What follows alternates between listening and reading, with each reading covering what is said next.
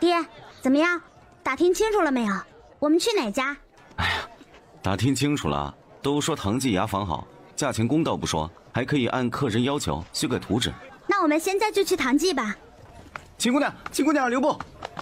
这一看才发现是百草堂的伙计，正着急忙慌地朝着他跑来。哎，出什么事了？不会是钱算错了，来让你退钱的吧？不会吧？他算了一遍，我算了一遍，你也算了一遍呀。运气不错，才跑了半条街就把姑娘给找到了。有事？啊，是这样的，你走后啊，有人递帖子求见我们老掌柜的客人战公子。听说你来过，战公子但提出想见见你。秦姑娘有所不知啊，战公子从漳州来，之前你卖给我们的那些药材，全都是老掌柜替他们家收的。啊，原来如此。秦娇想着他即将要中的百合，不带一丝犹豫地对着伙计说：“那我们走吧，别让贵客久等了。”这倒是不急的，战公子被人请走了，最快也要到中饭前回来。我们老掌柜说了，秦姑娘若是不嫌弃，中午一起用餐便饭。吃饭就算了，我正好有事要办，办完事估摸着也不早了。这样吧，我回家前去一趟你们药堂，你看行吗？伙计自然没什么意见，赶着回去回话了。老掌柜，秦姑娘来了。哎呦，姑娘怎的来得这般迟啊？叫我家老掌柜好等。呀，那可真是对不住了。今天的后院应该是特意收拾过了，廖老先生养的几盆鹤鱼也开花了，翠绿的叶，洁白的花，给人一种清新雅致、恬淡自然的感觉。按说啊，花已经这般的清丽脱俗，叫人见之难忘。可此刻站在花边的人，却是比花还要的冷峻清丽、曲雅脱俗。哇，娇娇，这人长得可真好看呢！姐姐，你真的是直率且坦诚。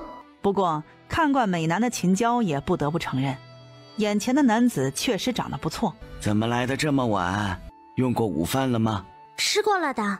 我之前不是同你说过，我有个同门师兄在漳州吗？实话同你说，我从你那里收的药大部分都是卖给他了，他现在急缺一味药，想让你帮着找一找，你有没有兴趣啊？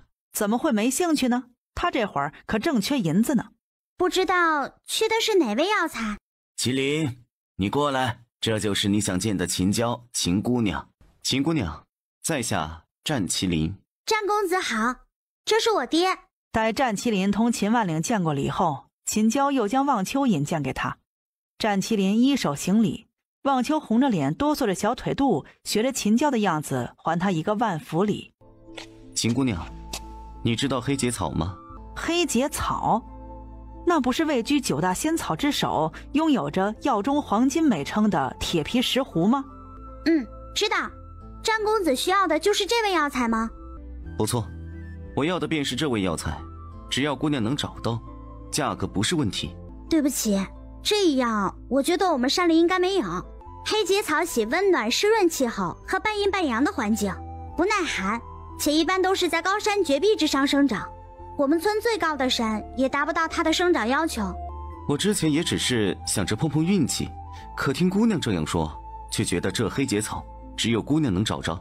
秦姑娘，牛樟芝这样难得的东西你都能找到，黑结草必然不在话下。我可以先付姑娘50两银子的酬劳，找到后卖价另算，找不到这50两银子就算是姑娘的辛苦费，你看如何？不。秦姑娘，不瞒秦姑娘，这黑结草对我们家很重要，用一句生死存亡来形容也不为过。还请秦姑娘要者仁心，帮换一二，只要战家能度过眼前困局，来日只要姑娘有所求，战家和福满门，绝无二话。秦娇顿时觉得压力山大。娇娇，如果不是什么难事，你就帮一把吧。他不是眼红那50两银子，是觉得这黑结草既然对战麒麟这么重要，能帮就帮一把，反正找不到呢，也怨不上他们，不是？秦姑娘，若是不嫌弃，我可以留下来跟你一起上山寻药。秦娇头摇得像拨浪鼓，他又没疯，这银子本就赚得烫手，再加上一个清雅脱俗的神机美男，这就不是烫手啊，而是火中取栗了。到时候谁知道会有什么乱七八糟的麻烦等着他呢？药我帮你找，你就不必跟着了。生平第一次被拒绝，还是被个小姑娘拒绝，这滋味……我不让你跟没别的意思，就是觉得你不应该把这么重要的希望寄于我一人身上，你还可以去找其他人，鸡蛋不能放在一个篮子里，特别是这种涉及到生死存亡之事，就更不能了，是不是？谢姑娘挂怀，不瞒姑娘说，家中其他兄弟乃至几位叔伯都已经奔赴别处落实此事。最迟什么时候要？最迟7天，再迟不能迟过10日。那就这样吧，7天或者10日后我来找你。战麒麟其实很想跟着秦娇一同进山，可是秦娇已经明确的拒绝了，他又不是那种死皮赖脸的人。好，我便在此静候姑娘佳音。秦姑娘，这里是50两银票。秦娇没和他客气，伸手接过，看也没看便递给了秦万岭。爹，你收好。娇娇，这是不是？秦叔，你便收下吧，你不收我反而不安心。将买来的图纸打开给施氏和徐氏看，秦娇则指着图纸细细地讲解给施氏听。当秦娇讲到东西两侧主卧的洗漱室时，于是眼睛都瞪大了。娇娇，你刚才说人站在这个箱子下面洗澡是什么意思呀？还有啊，这个你说的什么马桶，真的只要拉下这根绳，水就能冲走吗？行不行的，我现在也说不好，到时候可以试一试。娘，我今天接了个大单子。什么大单子呀？他的心思还在图纸上呢。想到这份图纸花了6000银子，心就痛得厉害。可想着真要能按照图纸把娇娇说的那什么洗漱间和马桶弄起来，不说别的，最起码屋子里再不会一天到晚的都有股屎尿味了吧。廖老先生帮着引荐了一位客人，那位客人需要一味草药，答应只要找到药，银子随我开。你要进山采药啊？你爹同意了吗？娘，这单子我一开始不同意接的，是爹开口我才接的。秦万良，你忘记他一沉一脸血回来的时候了，自己说过的话呢。银子再重要，有我们女儿重要吗？我告诉你啊，秦万良，娇娇要是有个好歹的，我肯定不跟你过了，让你去娶新媳妇生儿子去。秦娇知道他娘反应大，但真没想到反应会这样大。眼见的他爷已经出来好几回朝这边张望了，只得轻声的劝他娘道：您给爹爹留点面子吧，这人来人往的，大家都看着呢。再说了，这还是在别人家，让他三叔和三婶多尴尬呀。大伯娘，你别骂大伯了，等会儿大伯该哭啦。秦万岭确实想哭，倒不是被施氏骂的，而是懊悔的。光想着那占什么林的说的可怜，能帮便帮一把，却忘了自家宝贝闺女差点就把命扔在山里了。行了，骂两句就算了，怎么还没完了？进来帮我烧火吧。秦娇也帮着在一边劝，好说歹说的，总算是把施氏劝进了厨房。大哥，你别生大嫂的气，她这也是心疼孩子。我知道，你说我当时怎么就没想到呢？没事儿，真要不放心，我跟着娇娇一起去。那肯定是不行的，秦万章自家10几亩地就靠着他们夫妻俩呢，别说是他，就是秦道武都没法跟着秦娇的。娘，就算爹不答应，我也会答应下来的。我们家缺银子，这是事实。其次，这黑结草可能关系到战家满门上百人的性命。虽说我们同他萍水相逢，可廖老先生待我们不错，于公于私，我都不能坐视不理。什么公啊私啊的，这些我都不管。我只知道这药肯定不好找，不然人家也不必开出那样好的条件呢。银子再好，也好不过命重要。那答也答应了。答应了也不许进山，日子到了你把银子还回去，就说没找着。因着找药这件事儿，一餐晚饭也吃得气氛很是沉闷。大舅、小舅，这就是黑结草，也叫神仙草，和金线莲一样，喜欢长在凉爽潮湿的地方。娇娇，我好像在山里见过。小舅，你仔细想想，是在哪里见过？在石钟山的断天崖，断天崖有个仙人洞，洞里常年有泉水往下流。我想着你说的那什么金线莲之前，就和你大舅去了一趟，当时没有找到金线莲，却看到了这东西。秉和，你会不会看错？不会。娇娇，这个结与结之间是不是黑色的，像是长满了铁锈和竹膜一样？对，就是这样的。因为它结和结之间是黑色的，所以才叫黑结草。那就不会错。而且那崖壁上好像还不少，有几株长到了8、9寸那么长，乍一看跟竹子似的。舅，明天不，现在，我现在就跟你回邹氏窝村。我们明天一早就去石钟山的断天崖。石秉和看了眼已经有个模型的竹屋，这几天天不亮，兄弟俩就带着干粮走20里山路来搭屋子，天黑的完全看不见了才收工回家的，就想着早点把屋子搭好，自家姐姐也可以不再麻烦秦万章一家人了。娇娇，反正那战公子给了7天的时间，这竹屋再有个2、3天就能搭好了。舅，竹屋给大舅和我爹，我和你去断天崖采药。什么事？二少爷请了漳州来的大夫给老爷看病，是百药堂的还是九康堂的？不知道是百药堂的还是九康堂的。一个叫詹麒麟的少年郎，据说他祖父是廖老先生的同门师兄。知道了，那边不来请我们，就当不知道这事儿。还有一件事，前些日子秦姑娘家借住的屋子半夜着火了，怎么回事？怎么会半夜突然失火？没有人受伤吧？秦家已经报官，马岭村李正、周一贵的二子生了捕头之职，他接手了这案子，只是半夜纵火，秦家又没有生死大仇，这案子他也无从下手。不过好在秦家除了损失些财物外，人倒是都没事。怎么就没有生死大仇了？当日不是还有人想要掳了小姑娘卖到扬州去吗？您是说秦家的火是韶年院那位使人做的？应该不是他。不怪祥林这样说，当日莫明成出事后，莫老太爷不但处理了韶年院里里外外侍候的人，还让鲁太的大儿媳妇田氏接管了韶年院。在他的看管下，别说白事出府找帮手害人，就是想出韶年院的门都难。不是他还能是谁？莫明成嫌弃地看脸祥林，他。祥林霎时醒悟过来，莫大少爷的这个他指的是谁了？二少爷，您是说秦家的事可能是二少爷的手笔？莫明成没有说话，只是冷冷的一个目光扫了过去，似乎在指责祥林问的是废话。小的这就去查，小姑娘还有姑姑一起查了吧。自二少爷放出话说要带着老爷去府城看病后，他结交的那些狐朋狗友隔3差5便喊了他出去，说是要给他践行。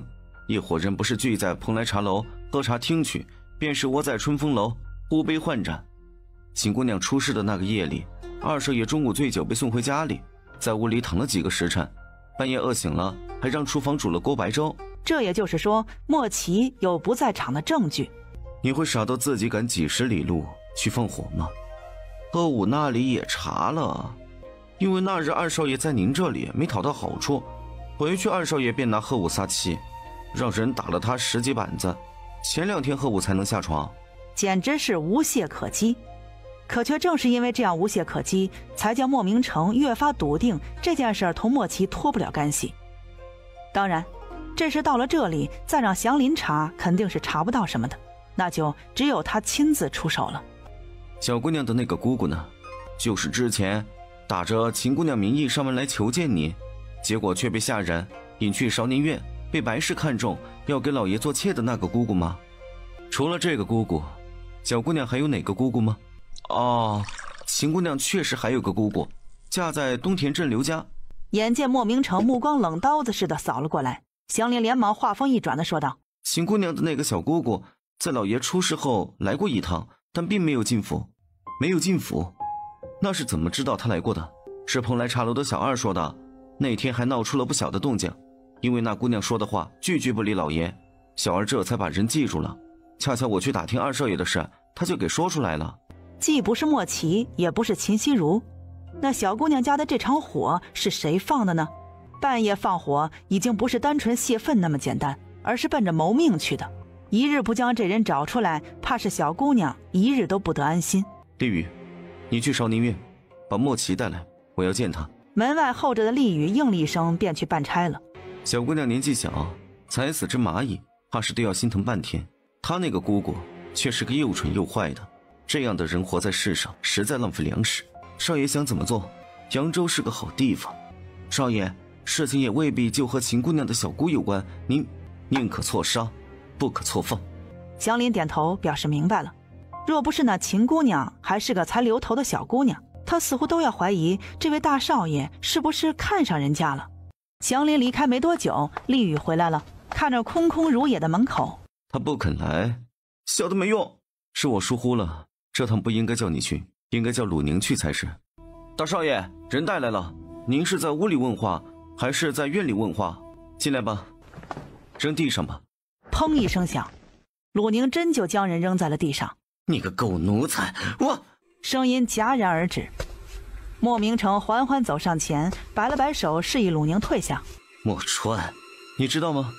我其实很喜欢这种你明明恨我要死，却又拿我无可奈何的样子。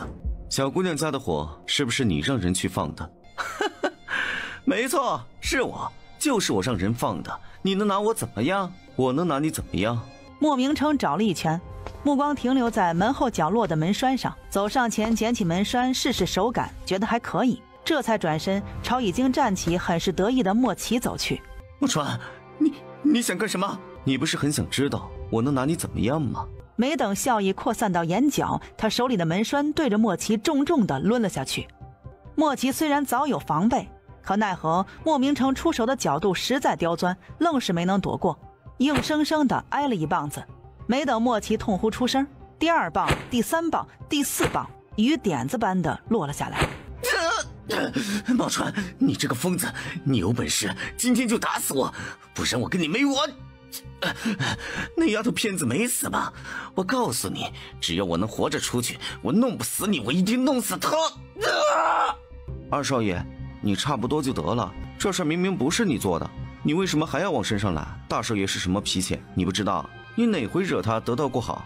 大少爷，您息怒，别的什么也不想，只请大少爷您想想自个儿。莫明成是要参加科举的人，倘若背负一个师弟的名声，哪怕这个弟弟是庶出，哪怕庶出的还是个人渣，可今天真要把莫奇打死了，这便将是他一生的污点，仕途必然会受影响。放心，他还不配死在我手里。这世上最大的羞辱便是不屑一顾。莫明成的话成功地激怒了莫奇，他不顾满头满脸的血，嗷嗷叫着要朝莫明成扑去。二少爷，你想想白姨娘，想想她。莫奇顿时一僵，姨娘已经失去父亲这座靠山了，她要是再没了，姨娘怎么办呢？你应该庆幸小姑娘没事，不然怎样？莫奇陡然发力，一把将厉雨推开，跌跌撞撞地冲到了莫明成的跟前，嘶声地吼道：杀了我吗？为了个毛都没长齐的丫头，你便要杀了自己的亲弟弟吗？你……声音突然顿住，莫奇眸色变幻着，他感觉这一刻自己似乎触碰到了什么禁地了。莫川，小丫头，原来……呸！真是让人恶心。我就说一个爹生的，我若是那茅坑里的石头，你又能好到哪儿去？一个毛都没长齐的丫头就惦记上了。莫川啊莫川！莫明成冷眼地看着莫奇，也不打断他的话，任凭他污言秽语地说一通。完了，默默地拾起被他扔在地上的木栓。厉雨心想，完了，这下是真的要出人命了。莫奇先前还不觉得，等感觉到屋里气温骤降，莫明成再度抡起门栓照着他的面门抡下来时，他二话不说拔腿便跑。他不能死啊，他要留着命继续和莫川斗呢。从前斗不赢是因为他不知道莫川的痛处，好不容易抓住了莫川的命门，他怎么还能死在这儿呢？救命！救命啊！莫川要杀人了！川儿，你快住手！莫明成犹不肯放过，一脸平静地再度抡起沾血棒子的这一幕。快让他住手，这样是要出人命的！你们俩还愣着干什么？还不快拦住大少爷！厉雨和鲁宁这才上前，一个抱住莫明成，一个则扶起了莫奇。祖父救命啊！莫奇跌跌撞撞地朝着莫老太爷走了过来。祖父救命啊！莫川他要杀人灭口！蠢货，你快闭嘴吧！到底是怎么回事儿？怎么好端端的就动起手来了？问他，让他说说他做了什么好事。我什么都没做。听说百草堂来了个漳州的大夫，花费重金请了人来给父亲诊病，他的好连个面都不露不说，还让鲁宁去少年院把我打晕了。我醒来一句话都没说，他便不问青红皂白对我大打出手，口口声声说要替小丫报仇。其实人家也不蠢，是不是？最起码知道谎话是要加了真话说才能取信于人的。川儿，哪个小丫头？什么小丫头？就是之前来给夫人送药的那个叫秦娇的小丫头。祖父，我早和您说过，他和那小丫头关系不一般，您一定不信。之前为着我和小丫头说了几句话，毁我容，现在又为着那小丫头想要取我性命。祖父，夫人，您不过去吗？老太爷已经过问了，我过去也是枉然。那就由着二少爷他满嘴喷粪的编排大少爷吗？秦姑娘才多大呀，大少爷多大？这要传了出去，别人会怎么说大少爷？秦姑娘她还怎么活呀？是呀，秦娇她才8岁，8岁的孩子就要被人安上妖媚惑人的名头，她这一辈子都完蛋了。最主要的是，不管是真是假，老太爷他是绝不会容许有这样一个人的存在的。大少爷是他，是整个莫氏家族的希望，老太爷把他当眼珠子似的护着，岂肯让明珠蒙尘呢？只怕第一个遭殃的便是秦娇。哼，到底是小娘养的，正经本事没学着，后宅女人间那套阴私手段一学一个准儿。别急，看看川儿怎么说。秦儿说的都是真的，半真半假，哪是真，哪是假？因为秦姑娘，我打她是真，说我对秦姑娘别有心思，我们俩关系不一般，是假。墨川，你别想着巧言令色便能瞒过祖父。你要不是看上了小丫头，为什么阻止父亲纳她姑姑做妾？你要不是看上了小丫头，你为什么在知道她家失火后拿我来撒气？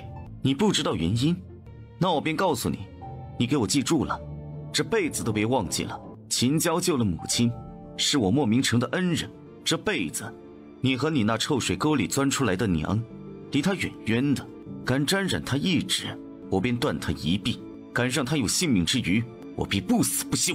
你撒谎！莫老太爷却突然一个转身，一巴掌扇在莫奇的脸上。你给我闭嘴！莫奇捂着脸，低眉顺眼地立在一边。我们回去吧，夫人，秦姑娘她……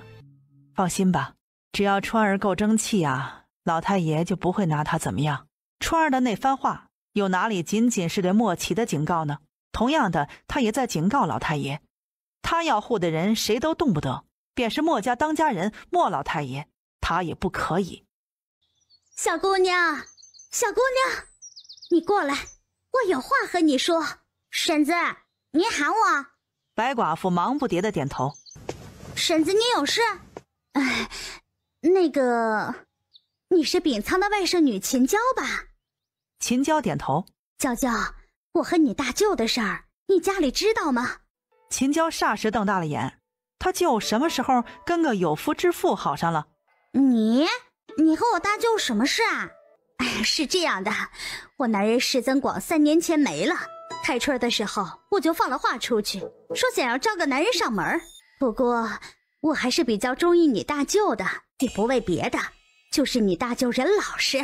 好家伙，只听说浪女玩累了找个老实人接盘的，还没听说过寡妇也找老实人接盘的。只是这都快入秋了，你大舅也没给个回话，我就想着会不会是你娘不同意呀？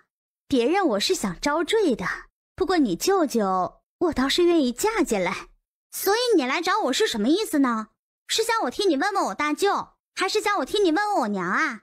白寡妇也不知道自己为什么来找秦娇，她其实很清楚两个人是不可能的了，可就是忍不住想再努力努力，总觉得只要好好再努力一点，也许结果就能不一样。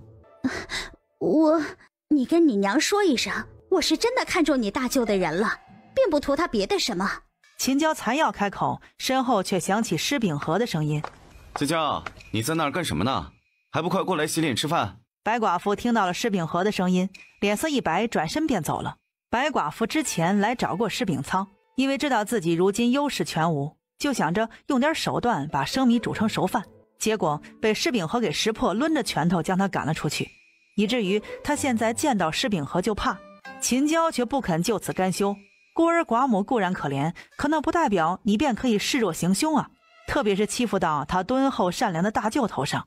婶婶，真对不住，我娘一早就说了，我大舅想就找媳妇，别的也不讲究，但只一条，姑娘须得清清白白，品性端方才行。婶子是才说你嫁过人不算，还带着3个孩子，你倒是图我大舅的人，可我们图你什么呢？秦娇话说的客气，可一字字一句句却如同鞭子般的抽在白寡妇脸上，叫她涨红了脸，半天也说不出个字来。正走过来听到秦娇这番话的施秉和看着白寡妇红得能滴血的脸，心头的那个畅意难以描述，这感觉比当日他用拳头将人赶走还要好。和这种人有什么好说的？快去吃饭，吃好饭还得赶路呢。秦娇应了一声，转身跟着施秉和往厨房走去。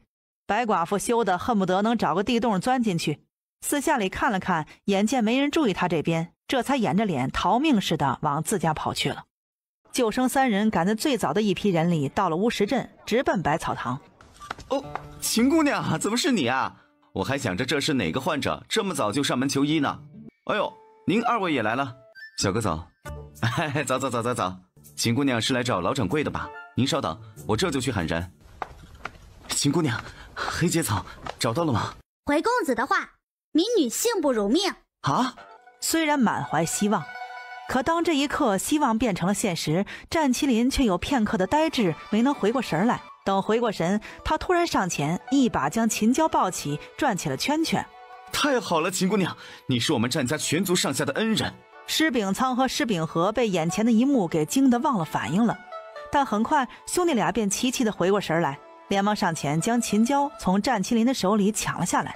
开什么玩笑，就算他们家娇娇还小，可到底是男女有别啊，非亲非故的被个陌生男人抱着算怎么回事啊？再说了，他们当舅舅的还都只是小时候才抱过呢，娇娇过了5岁后，他们便再也没有抱过了。你说话就说话，动手动脚的干什么啊？对不住，我一时高兴都忘了形，有冒犯之处还望二位见谅。算了，只是你以后得离我外甥女远点啊！是，一定。秦姑娘，那个黑结草都在这儿，战公子请过目。娇娇啊，你可真是从来没让我失望过。我原还想着，就算是能找到，怕是也得个6、7天，没想到这才2天的时间，你就给送来了。嘿嘿，运气，老先生，纯粹是运气好。麒麟，如何呀？上品黑结草。秦姑娘，你想要多少酬金？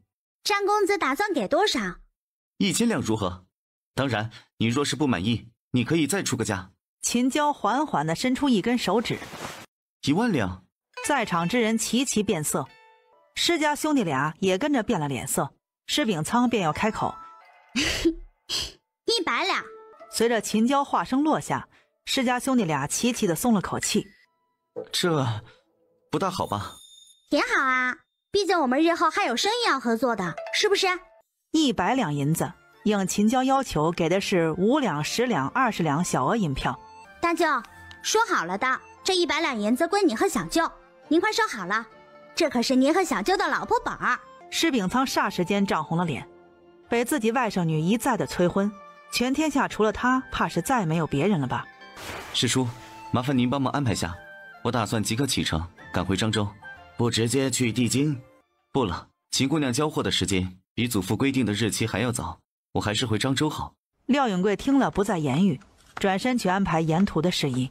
多谢2位解战家燃眉之急，大恩不言谢，日后必有厚报。这不关我们的事，公子要谢就谢娇娇，若是没有娇娇，我们便是知道黑结草也送不到您手上啊。是了，这是最该谢的还是秦姑娘。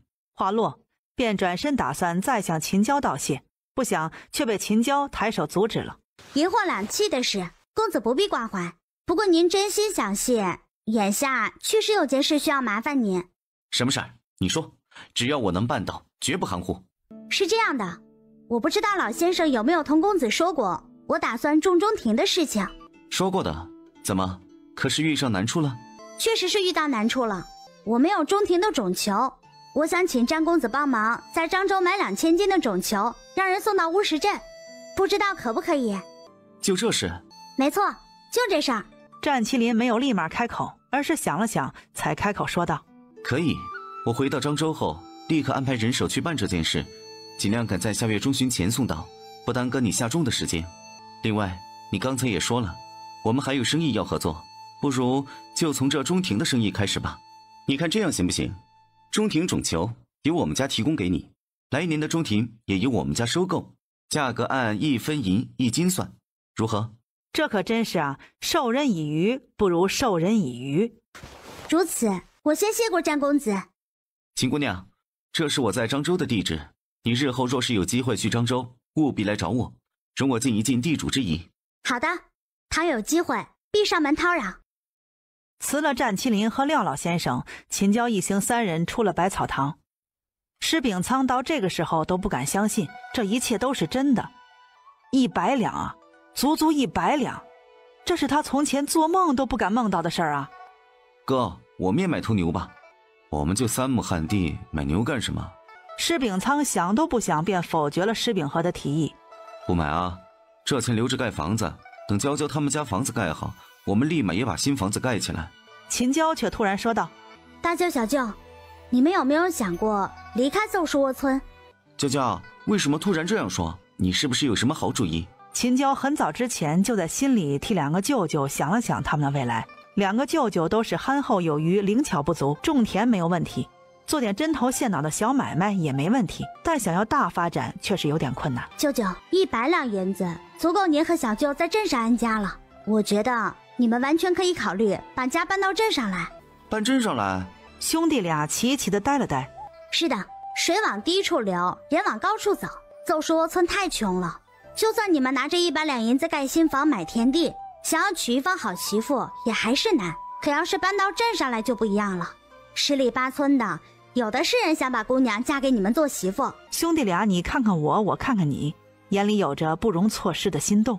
秦娇将舅舅们的反应看在眼里。时间还早，我们逛一圈再回去吧。秦娇倒也不是白逛，她想着万一大舅和小舅真打算搬到镇上来住，可以考虑开个餐饮店或者炒货店什么的。舅舅不是做生意的料，可不是还有舅妈吗？舅舅没得选，舅妈是可以好好的选，慢慢的选的。秦娇也就是沿着西街走了一圈，顺便跟沿街商贩们打听下街上铺子价格和镇上的房价。一趟走下来就已经到了吃午饭的时间了。因为心里有打算，秦娇便选了一家挂着汤记招牌的小吃店解决了午饭。秦娇点了2碗肉丝咸菜面，1碗馄饨，3个大肉包，一共花了26个铜板。肉丝面6文钱1碗，馄饨5文，肉包3文一个。砂锅里冒着热气的茶叶蛋和盘子里装着的煎荷包蛋同价，都是3文钱一个。价钱倒也实在，只是口味却是一言难尽。面条沾连，甚至还有夹生的，咸菜吃到嘴里只有咸味儿。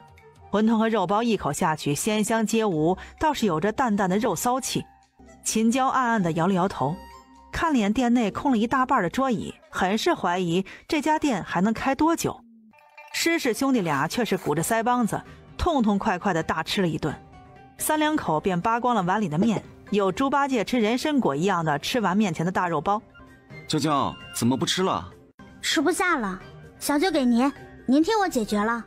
拿纸包起来带回家，晚上让你娘热热再给你吃吧。施秉和说道。热过就不好吃了，你要是还吃得下就吃了吧。当下二话不说的接过秦娇手里的肉包，2口便给包圆了。吃饱了不能立刻赶路，3人便在铺子里坐着歇息，打算过上1刻钟消化消化再走。娘，你快回去看看吧，小梅她又吐了。老板娘手里帕子啪的一声掉在地上，下一刻转身便往外走，跑了没几步又匆匆地赶了回来，对同样一脸急色的小老板说道：你拿点钱给我，我得囡囡看大夫去。小老板打开装钱的匣子，尺把长的匣子里零零散散的铜板凑在一起，还不知道有没有半串钱呢。随手抓了2把塞到老板娘的手里。你快去，有什么事让大郎来说一声，我再来。老板娘点头，转身急急地跑了。秦娇看了眼转眼便空的钱匣子，又看了眼铺子里的情形，忍了又忍，最终还是没忍住，走上前说道：大叔，您这铺子是不是生意很不好啊？汤宜山看着秦娇，面上一阵涨红青紫。唉，别提了，从开张到现在就没赚过钱，1个月比1个月亏得厉害，下个月都不知道还能不能开下去。那大叔，这铺子是你自己家的，还是你问别人租的？小姑娘，你打听这些干什么？啊，没什么，我就是随口问问，想着要是大叔自家的铺子，便是亏也亏不到哪儿去。如果不是大叔家的铺子，这就亏得有点厉害了。铺子倒是自家的，可也不像你说的亏不到哪儿去。你想啊，我要是把这铺子租出去，什么都不做，就有13、4两银子的进项，是不是？啊，是这个道理，是我想差了，只想着铺子是自己家的，亏的也就是个柴米油盐钱罢了，没想着还亏了个房租钱。这会儿心里也有底了。这条街上像这般大的铺子，一年租金是13、4两银子。汤一山摆了摆手，想着自己怕是真的急疯了，和个小孩子说什么亏啊赚的。大叔，我走啦，过几天再见。过几天再见。小姑娘，你的意思是过几天还来我家吃面吗？怎么，大叔不欢迎吗？哎呦，没有，怎么会不欢迎呢？只是，小姑娘，你不觉得我家东西难吃吗？味道确实不怎么好。那你过几天还来吃？大叔，我要是有办法让你店里的生意变好，东西也变得好吃起来，你打算怎么谢我？你？就凭你？你这是来寻我开心的吧？秦娇倒不怪汤一山，换成是他也会这般想的，毕竟年纪是硬伤，是不是？大叔，你也别急着回答我，你好好想想，过几日我还会来，到时候我露一手给您看看，到那时您再看我是寻您开心，还是救您于水火了。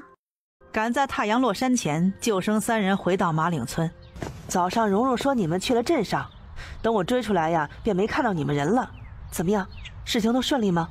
施秉仓正打算把战麒麟另外又给了100两银子的事儿告诉施氏时，却见侯氏端着个针线篮子从堂屋出来，一屁股坐在廊檐下，时不时的朝这儿瞥几眼。娘，赶了那么远的路，又累又渴的，让大舅喝口水喘口气再说吧。施氏连忙招呼兄弟俩进屋，完了又忙不迭的倒2碗冷茶递了过去。喝水吧。施秉仓哪里还喝得下水呢？接过碗随手搁在桌上，便自怀里将那1沓银票掏了出来。姐，战公子又给了100两银子的酬金，娇娇非得让我拿着，我觉得还是应该给你。话落，便将那1沓银票尽数的朝施氏手上塞。又给了100两啊！施氏满是错愕的看着施秉仓，但当施秉仓将银票塞来时，他却是立刻缩了手。既是娇娇说的给你的，你拿着就是了。太多了。多什么呀？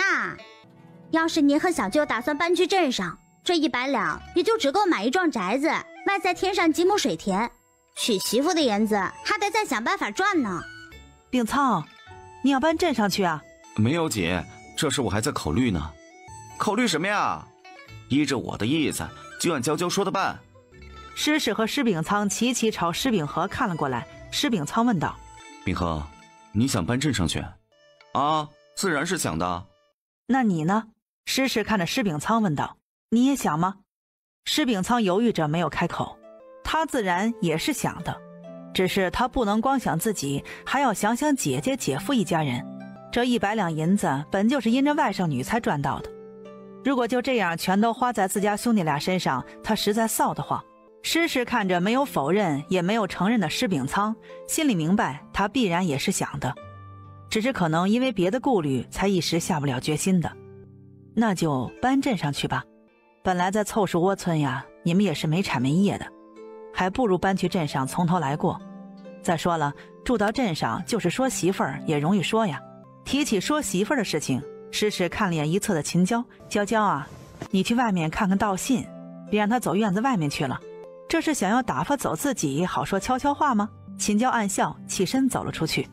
施氏还想再把施秉和给打发出去，但转念一想，小弟也早过了说亲的年纪，这事还是不要瞒着他好。眼见的秦娇已经走了出去，施氏便轻声地将于是想要把他嫂子家族妹说给施秉和的事儿，当着兄弟俩的面说了。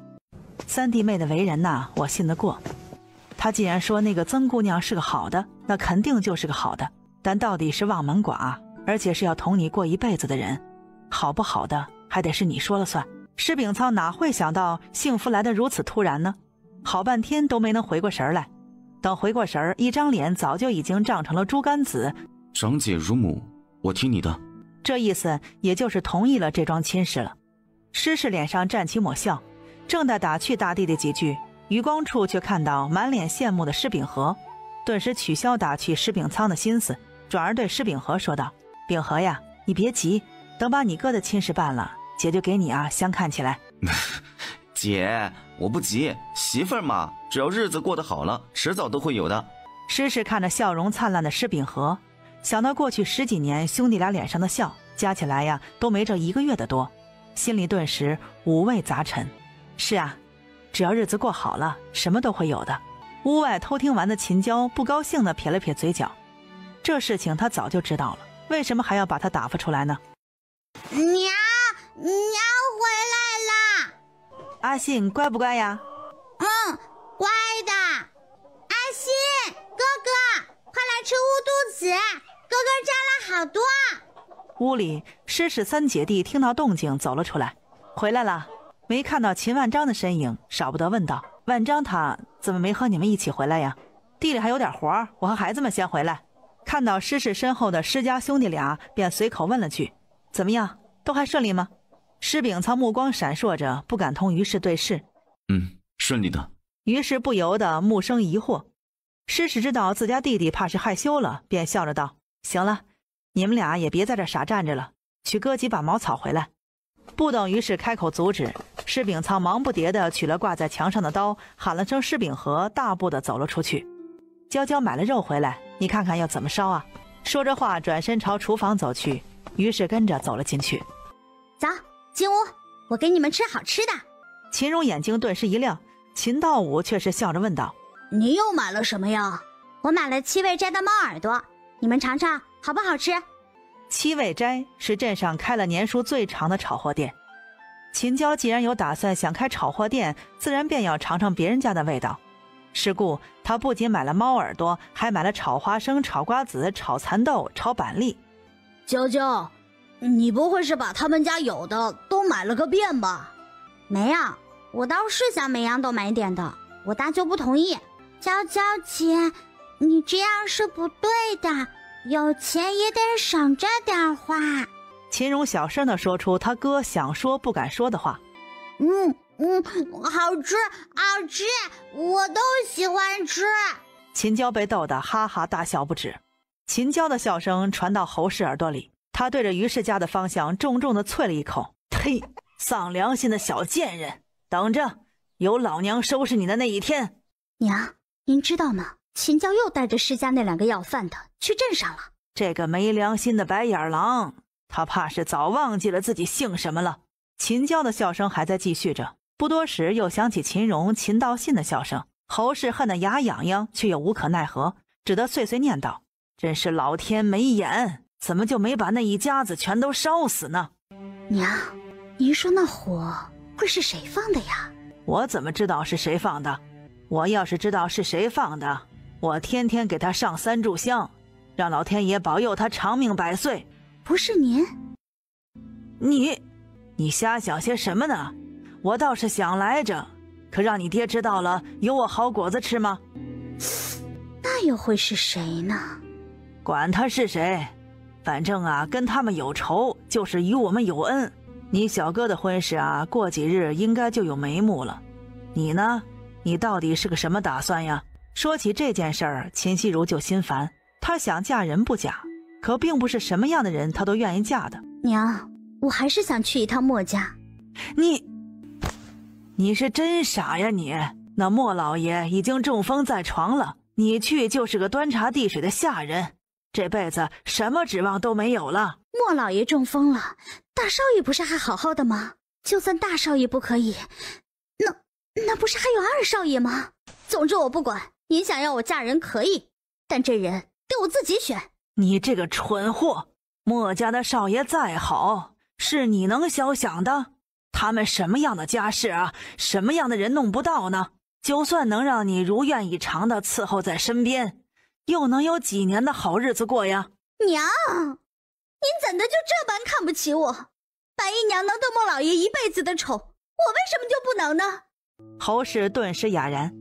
是了，听说那白氏还是下人出身，都能几十年盛宠如一日。他家西如可是正经人家的清清白白黄花大姑娘。一时间，侯氏也不知道要怎么做了。母女俩僵持的时候，去地里劳作的秦茂山等人相继回来。因着刘氏的娘摔了一跤，他带着3个孩子回娘家去了。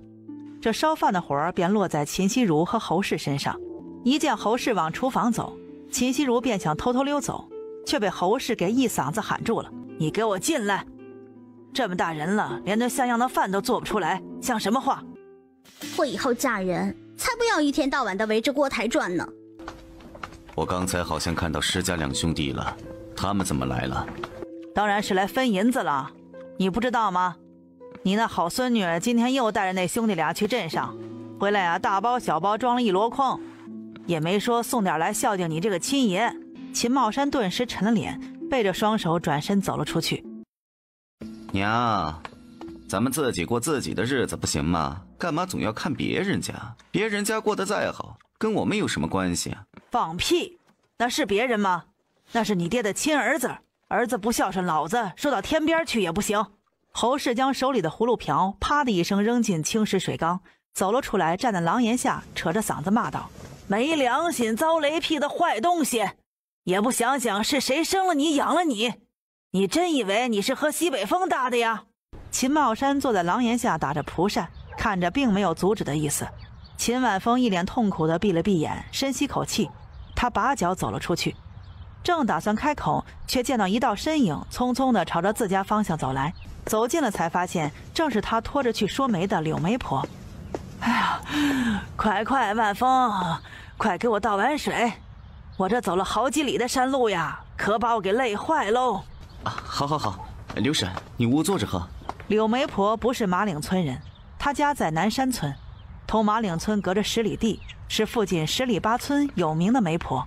侯氏这时候也不骂了，他上前把柳媒婆迎进堂屋坐下，接过秦晚风倒的水放到他面前，问道：“大妹子，可是刘家给回信了？”“哎呀，老嫂子恭喜你了，刘家让人回话了，这亲事他们应下了。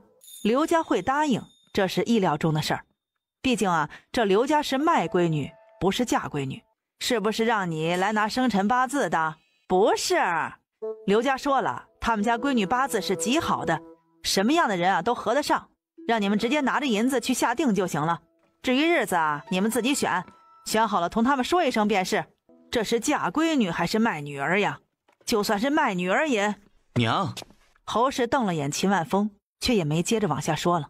辛苦大妹子了，其实啊，你不必这个时候还特意跑一趟的，明天来也一样。不单单呀是为了你们家万峰，家在镇上的戴秀才也托我帮着做个媒。巧了，那姑娘正是你们村的，我这才眼巴巴的跑了这一趟的。秀才？侯氏再想不到还有秀才能看上马岭村的姑娘。一怔之后，却是下意识的朝着躲在门外偷听的秦西如看去，心里一阵砰砰乱跳后，颤着声问道：“大妹子，那戴秀才托你说的是哪家的姑娘呀？”“你们村秦向荣家的闺女，我记得那闺女好像是叫望秋吧？”“娇娇，你听说了没有？柳媒婆给望秋说媒的事情，你听说了没有？蓉蓉刚从望秋家回来，我们正说这件事呢。走，去看看。”“哎呀，我说大妹子，人戴公子可是秀才，望秋嫁过去啊，就是妥妥的秀才娘子啊，说不得过上几年还能当个诰命夫人呢。刘嫂子，你也说了她都是个秀才了，怎么就能看上我们望秋了呢？我们家一没钱二没势的，你们家有姑娘呀，人戴秀才看中了你家姑娘，这就够了不是？”无事还待再说，柳媒婆嘴里已经像放鞭炮一样的噼里啪啦说个不停，什么这就是命中的缘分啦，你家姑娘的福气啦，什么戴秀才不但学问好，人也长得好啦，根本就不给吴氏插嘴的余地。媒婆的嘴，骗人的鬼。走，我们找望秋去。怎么回事啊？那个戴秀才是怎么回事？你问我，我问谁去啊？我到现在还不知道是怎么回事呢。你是说你不知道那个戴秀才？不知道。不知道，人怎么让媒婆上门说亲了？一家有女百家求，也许那戴秀才从那里听说过望秋，可刚才柳媒婆明明说是那戴秀才自己相中了望秋。我真没见过那个什么戴秀才，谁知道他在哪里见过我？我现在就去把那媒婆赶走。堂堂一个秀才，怎么可能？不，你见过？娇娇，你说什么？我说那戴秀才你见过，不止你见过，我也见过。你也见过？娇娇，我们在哪里见过他呀？你还记得上回你去百草堂卖蝉衣，我们出了百草堂走在街上，那几个站在蓬莱茶楼2楼窗扇边的学子吗？我都忘记了。真要忘记了，你脸红什么呀？怕是非但没有忘记，而是日思夜想吧？不然何至于秦娇才一提起，脸便红得跟抹了血似的？石英张嘴便要拆穿望秋的谎言，却被秦娇一个眼神给制止了。我知道你忘记了，这不是我记着给你提个醒吗？望秋，如果央了柳媒婆来提亲的那个戴秀才，真的就是那天在茶楼冲着我们笑的那个公子，这桩亲事你同意还是不同意呢？望秋紧紧攥着衣角，紧张的整个人差点便打起哆嗦来。他自然是想同意的，只是我不知道，他是秀才，什么样的姑娘找不着啊？怎么就看中我了呢？娇娇，我有点慌，总觉得这亲事来得莫名其妙的。他不但有点慌，他其实还有点怕。他虽然没上过学，不知道什么大道理，可他不傻，天上掉馅饼这种事儿，他从来就不相信的。是啊，他怎么就看中你了呢？他同样觉得这桩亲事来得莫名其妙。一见钟情了吗？算了吧，人还是现实点的好。倘若望秋有着绝世容颜，这一见钟情他还是信的。可望秋充其量也就是个中人之姿，这样的姿色放在人群里，转眼就能让人忘记。那个戴秀才凭什么就念念不忘，托了媒人上门提亲呢？哎呀，我真是被你们两个急死了。媒婆不是在吗？问她去啊，就问她那姓戴的到底打的什么主意。话落，拔脚便往外走。石英，你别去！石英3步并作2步便出了厨房。娇娇，你快去看着他一点，别让他把柳媒婆给得罪了。你别急，我会去的。不过我还是想问你一句话，这亲事你是愿意还是不愿意？哎呀，行，我知道了，我去找石英。秦娇出了厨房，径直朝堂屋走去。只是他没有去阻止正同柳媒婆说话的石英，而是找到了懵逼状态的吴氏，将人带到一边后，轻声地说道：婶子，那个戴秀才我见过。娇娇啊，你见过的吗？在哪儿见过呀？是个什么样的人呢？婶子，您先别急。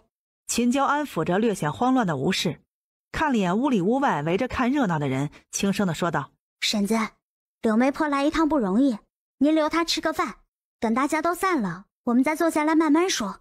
娇娇啊，不是婶子小气，实在是不知道她今天要上门，家里除了几个鸡蛋，实在拿不出来招待的菜了，总不能把人留下来吃一桌子南瓜冬瓜吧？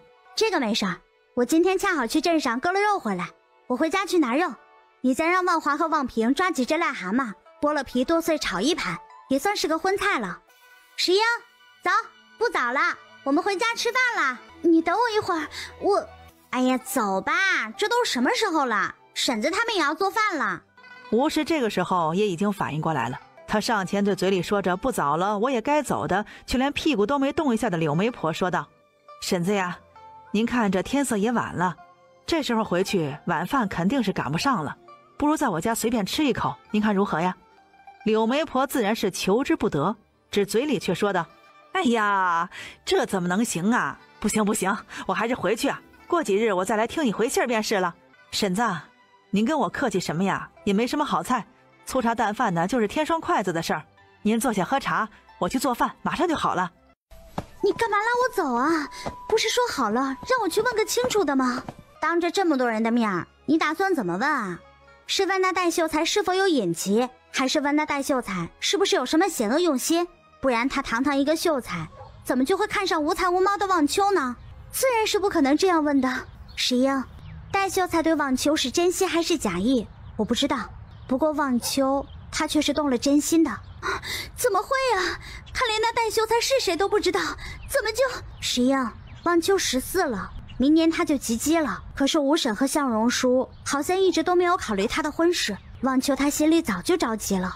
那个戴秀才长得不错。人是视觉动物，很多时候都是根据眼睛看到的异性外表做出判断。而很少考虑对方内在的东西。那句话怎么说来着？始于颜值，陷于才华，忠于人品。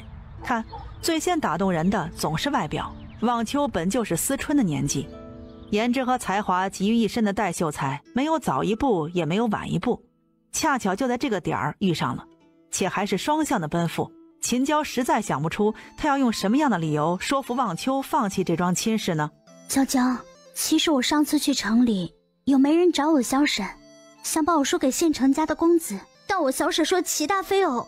似是惊觉自己说错了什么，周世英话声戛然而止，抓住秦娇的手解释道：娇娇，我没有别的意思，我不是说我自己找了一个读书人，望秋还有你就不能嫁读书人，我只是什么？只是觉得望秋太过粗俗，戴秀才凭什么看中他呢？总之还是打听清楚吧，最好让他们俩私底下再见一面，有些话当面说，别让人中间传话墙。行了，先回家吧，我还要去一趟吴婶家送肉，等会儿我找个机会炸一炸柳媒婆。炸她？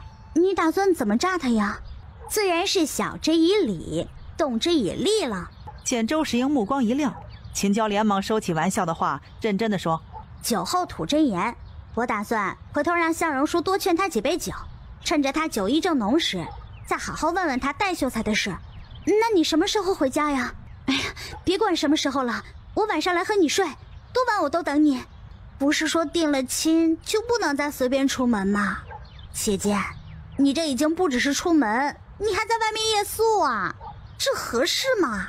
好了，我回去了，你事情办完也早点回来。娇娇啊，柳媒婆真的给望秋说了个镇上的秀才吗？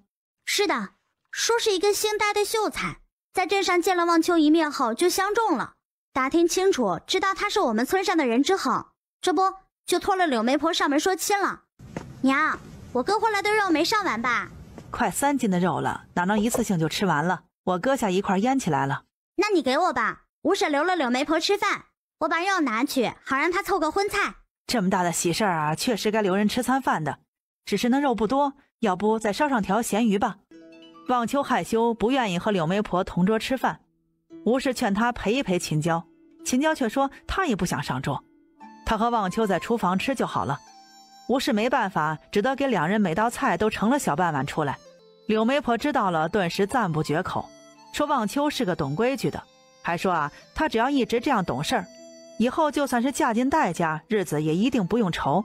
男人嘛，就喜欢懂事听话的媳妇。把自己低到尘埃里就是好媳妇吗？那这世上的好媳妇也太多了吧。娇娇，女子以柔顺为美，在男人的眼里，听话懂事的就是好媳妇，不对的也要听吗？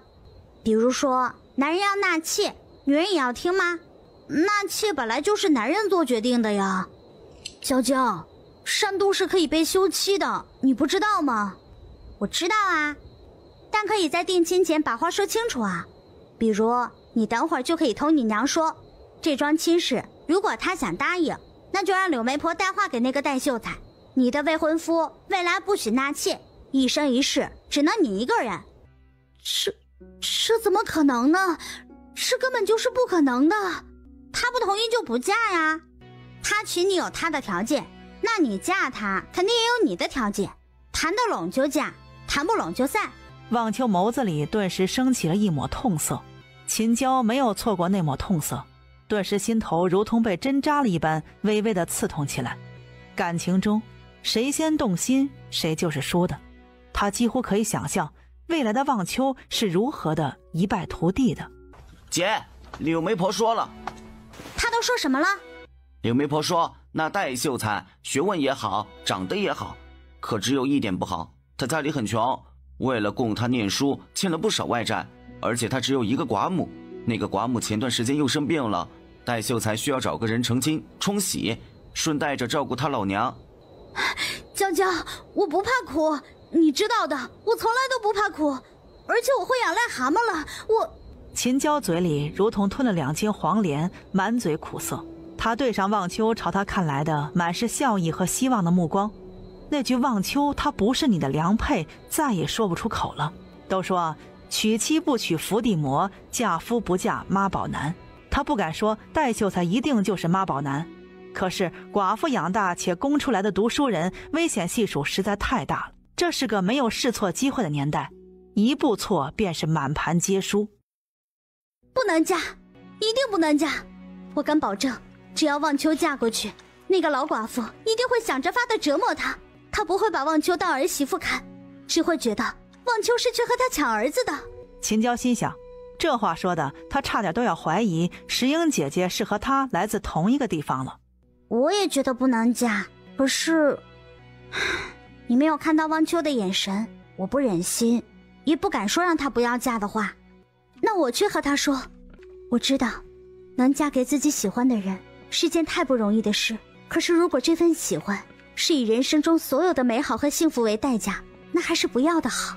可是石英，你想过没有，如果望秋听了我们的劝阻，拒了这门亲事，将来她的生活如意也就罢了，万一生活不如意，她会不会怨怪我们呢？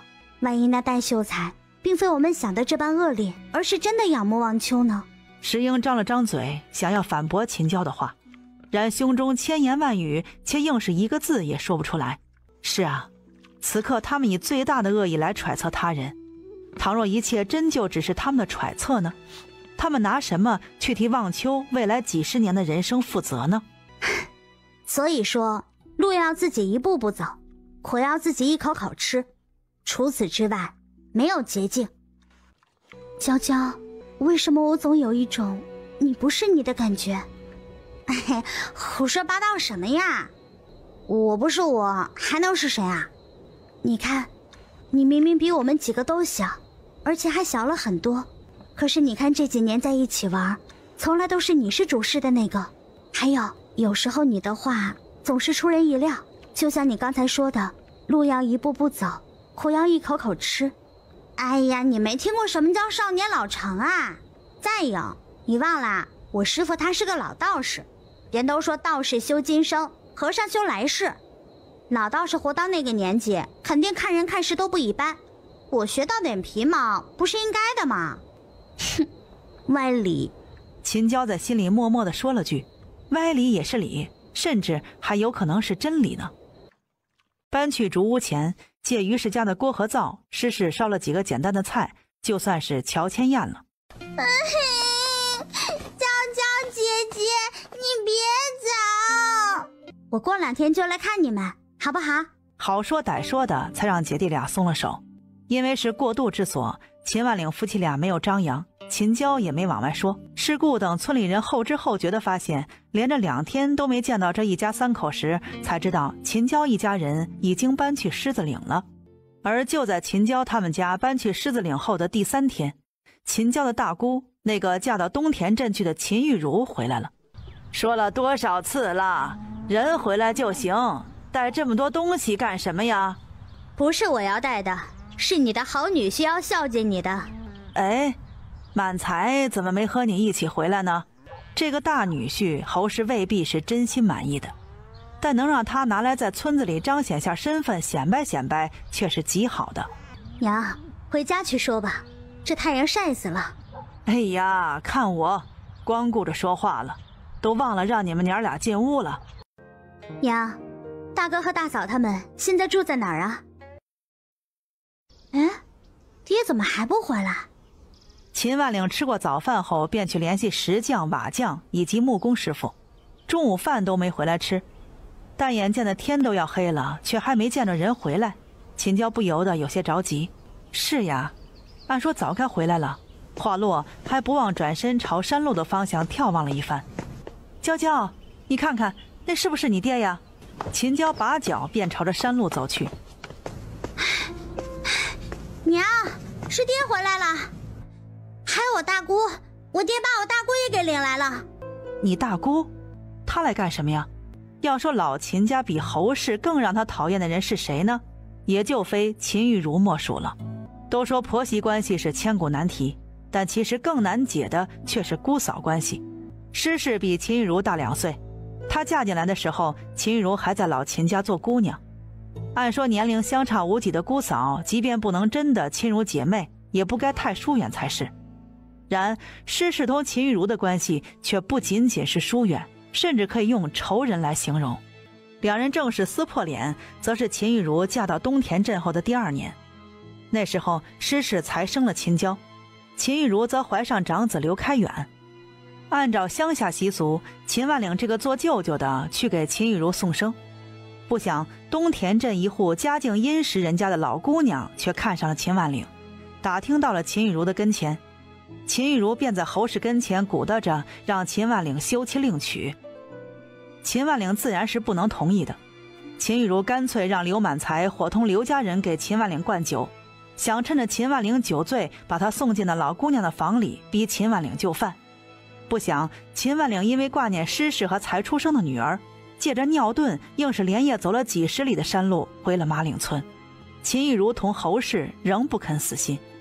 那几年侯氏可着劲儿地搓磨施氏，便是想逼着他自请下堂的意思。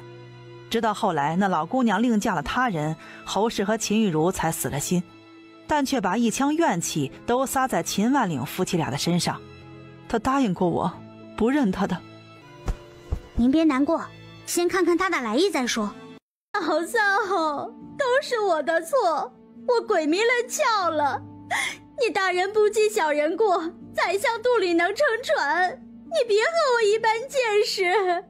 大姑，原不原谅不是说你跪一跪逼一逼就可以的事，有什么话先起来再说吧。我娘她身子本来就不好，你这样跪她，我真担心你会折了她的寿。秦万岭蓦然便想到当日因为侯氏那一跪给秦娇惹来的灾祸，顿时变了脸色。你快起来，你嫂嫂要有个好歹，这辈子我都不能原谅你。话落，也不管秦玉茹愿不愿意，愣是用蛮力将秦玉茹给拉了起来。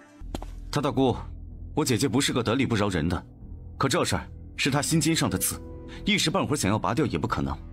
再给她点时间吧，日子长了，慢慢就会忘记了。秦娇忍不住想要给自家大舅点个赞，这话说得真好，不说原谅你，也不说不原谅你，原不原谅交给时间呗。爹，不早了，山路难走，我们这也没个可以住人歇息的地方，你送大姑回爷和奶家吧。是啊，玉茹，我送你回去吧。目的没达成，秦玉茹怎么肯走呢？而且他也算是看明白了，有秦娇这个小贱人在，他想要顺顺利利的把事情办了是不可能的。大哥，你救救我，救救我们全家！说着便打算再次跪了下去，却被秦万岭硬生生的给扯住了。出什么事了？你有什么难处你说，能帮的我一定帮，不能帮的……你能帮，只有你能帮我了。却原来是刘家长孙刘开泰在县城与人逞凶斗狠吃了官司，现在那家放话要把刘开泰整死在牢房里。刘家在东田镇也只是个普通的富户，奔波求告几日摸不着章法。秦玉茹突然便想起秦娇救过墨家夫人的命，想请秦娇帮着去趟墨家，求求墨家出个面把刘开泰捞出来。大姑，你也太看得起我了吧？当日莫大少爷问我买药是付了银子的，银货两讫的事，你让我再去墨家挟恩求报，你把我当成什么人了？娇娇，这怎么是挟恩求报呢？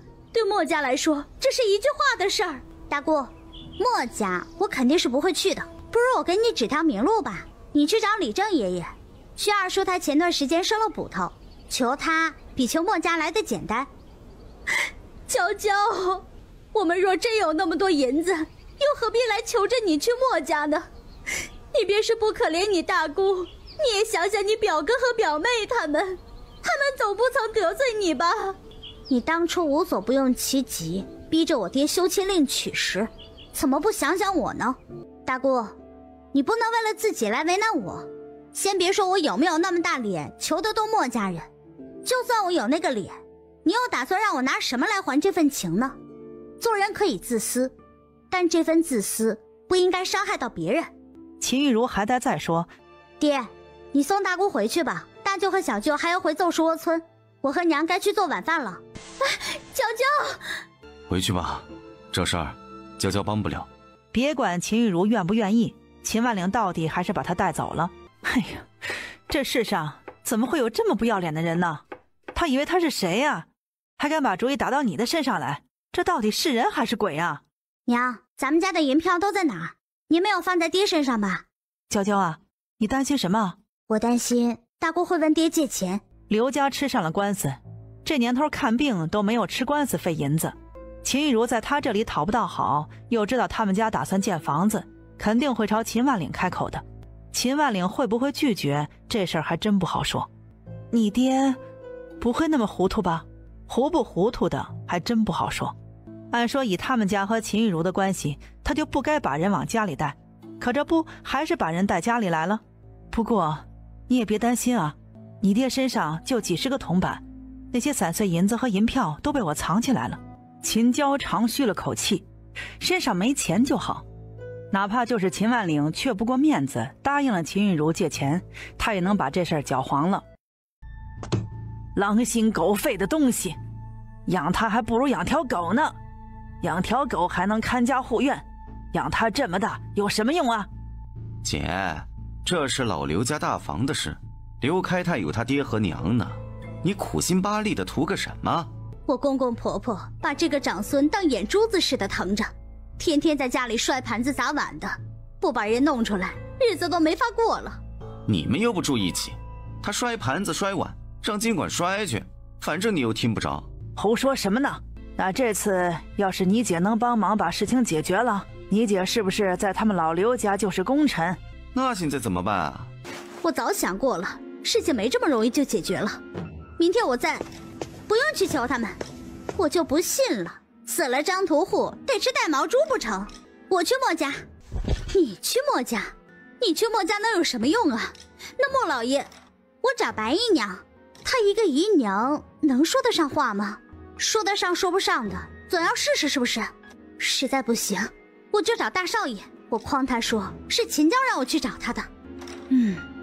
这倒是可以试一试。要我说，你也别去找白姨娘了，就直接去找墨家的大少爷，告诉他是娇娇让你去找他的，请他帮忙的。大武，你说什么？你小姑一早出门去镇上，到现在也没回来。你二叔和小叔都出去找人了，你爹经过村子的时候也被他们拦了下来，说让你爹去墨家要人。你爹怕你和你娘着急，便让我回来说一声。我二叔和小叔去找人，怎么我爹就是去墨家要人呢？你奶奶说你小姑去了墨家。秦娇心想，真是阎王拦不住要死的鬼。他以为秦熙如再贪慕富贵荣华，也应该知道墨家已经不是他那根高枝了。谁曾想他去墨家干什么呀？秦道武摇头表示他并不知道。娇娇的大姑昨天来求娇娇去墨家求情，娇娇没去，她小姑会不会是打着娇娇的名义去墨家求人的？他们老秦家的人到底知不知道要脸呢？事情已经这样了，骂人也无济于事，我们就在家里等消息吧。娇娇，你不去看看吗？不去，我不愿意见他们。娇娇，五婶应下戴家的亲事了，你知道吗？啊，应下了吗？虽然没有人同他说，但这事儿原就是在他的意料之中的，毕竟望秋的心思就差摆在门面上了。昨天柳媒婆来要了望秋的庚帖。秦娇哦了一声，心越发变得沉甸甸起来。这年头，但凡不是有人存心破坏，男女双方的庚帖很少会有不和的。望秋这桩亲事，用一句板上钉钉来形容也不为过了。怎么样，人找到了吗？没找着，墨家的人说没见过他。他没去墨家？没去墨家？那秦熙如说去墨家，结果墨家却说没见到人，那意味着什么？这年头拍花子可不少，像秦熙如这样14、15岁长相也不差的小姑娘是最受欢迎的。把人绑了去，往那阿杂的地方转手一卖，就是10几20两的银子。听明白施秉仓话中未尽之意的几人，除了秦娇，几乎是一瞬间脸色都变得不好看起来。明天我们都跟着一起去找一找吧。姐夫，这事儿要不要报官啊？报官肯定是要报官的，但我们家到底已经分出来了。爹，您明天和大舅小舅继续去镇上找人，报官的事情就交给我爷和我二叔他们吧。我知道的，明天一早我就和你大舅小舅再去镇上找一找。娇娇，你得有个心理准备，怕是你奶和你大姑明天会来找你。找娇娇干什么呀？这事儿还能赖到娇娇身上不成啊？我告诉你啊，别的事儿也就算了，你娘和你妹妹要是敢把这事赖在娇娇的身上，我就跟他们拼命。不会的，不会的，别说你不同意，我也不同意他们这样干。我猜着他们肯定是来求娇娇带着他们再去趟墨家，我说的话他们不肯信。娇娇欠他们的呀，凭什么好事轮不到我们，坏事全赖在我们身上呢？秉仓、秉和，你们明天也别去找人了，明天一大早我带着娇娇同你们回凑树窝村。好，我们明天不去找人，我们回家。也行，明天天一亮你就带着娇娇和秉仓他们回奏树窝村，过个2-3天我再来接你们。这样怕是不合适吧？若是不知道也还好，知道了还躲出去，以后村里人该怎么说你们？随他们怎么说去，反正……娘，明天一早我跟爹和大舅去镇上，你和小舅留在家里。娇娇，你想帮他们？这不是想不想帮的事，而是帮得上帮不上的事。我自认我没有那么大本事，我去镇上是另外有事。离镇子还有5里路，秦娇一行3人便分成2路。秦娇和施秉仓往镇上去，秦万岭则沿路向人家打听秦希如的消息。大舅，我们先去汤记食铺吧。施秉仓无所谓去哪儿，本来是想帮着一起找人的，可走到路上却突然想到秦希如都能被拍花子拍了，那比他还小的秦娇不是更危险吗？当即便决定让秦万岭找人，他跟着秦娇保护秦娇。正是一天最热闹的时候，只是汤记食铺的生意却仍旧是半死不活的，可容纳10几20人的铺子里稀稀落落的坐着5、6个人。汤大叔，今天怎么只有你一个人呢？哎呦，小姑娘，你真的来了？可大叔约好了的，我怎么会不来呢？大叔，你这生意还是不行啊。实在不行，我打算开完这个月不开了。铺子租出去，1年10几20两银子的收入，足够他们家吃用开销了，省着点用还能有结余。可要命就要命在自家没有田也没有地，就指着这铺子过活不说，小女儿还自娘胎里带了病，每个月都要请医问药的。所以但凡有一线希望铺子能开，还是要继续开的。可这个时候铺子往外租并不好租啊。你上回走之前说过有办法让我生意变好起来。是的，我还问过，到时大叔您打算怎么回报我？什么条件？你说。汤大叔，我是马岭村人，姓秦，单名一个娇字，你喊我秦娇或者娇娇都可以。秦姑娘，你的条件是？条件回头再说，今天我替大叔做一天生意，您看行不行？汤一山自然没有意见，他确实也想看看这个和自家女儿差不多年纪的小姑娘到底有着什么样的本事，能让他这食铺起死回生。2斤菜籽油，2斤五花肉，5斤面粉，1个老南瓜，6个白萝卜，1斤辣椒粉，七七八八的一通买，秦娇带来的铜子儿花得一个不剩了。娇娇，你是不是想开食铺？大舅，如果让你和小舅来开个食铺，你觉得怎么样？哎呀，不行不行不行，我和你小舅也就只会煮个猪食，哪里会弄那些东西啊？大舅，若您和曾家的姑娘相中了彼此，最迟明年就得把婚事给办了。您不找一个赚钱的营生，拿什么来成亲啊？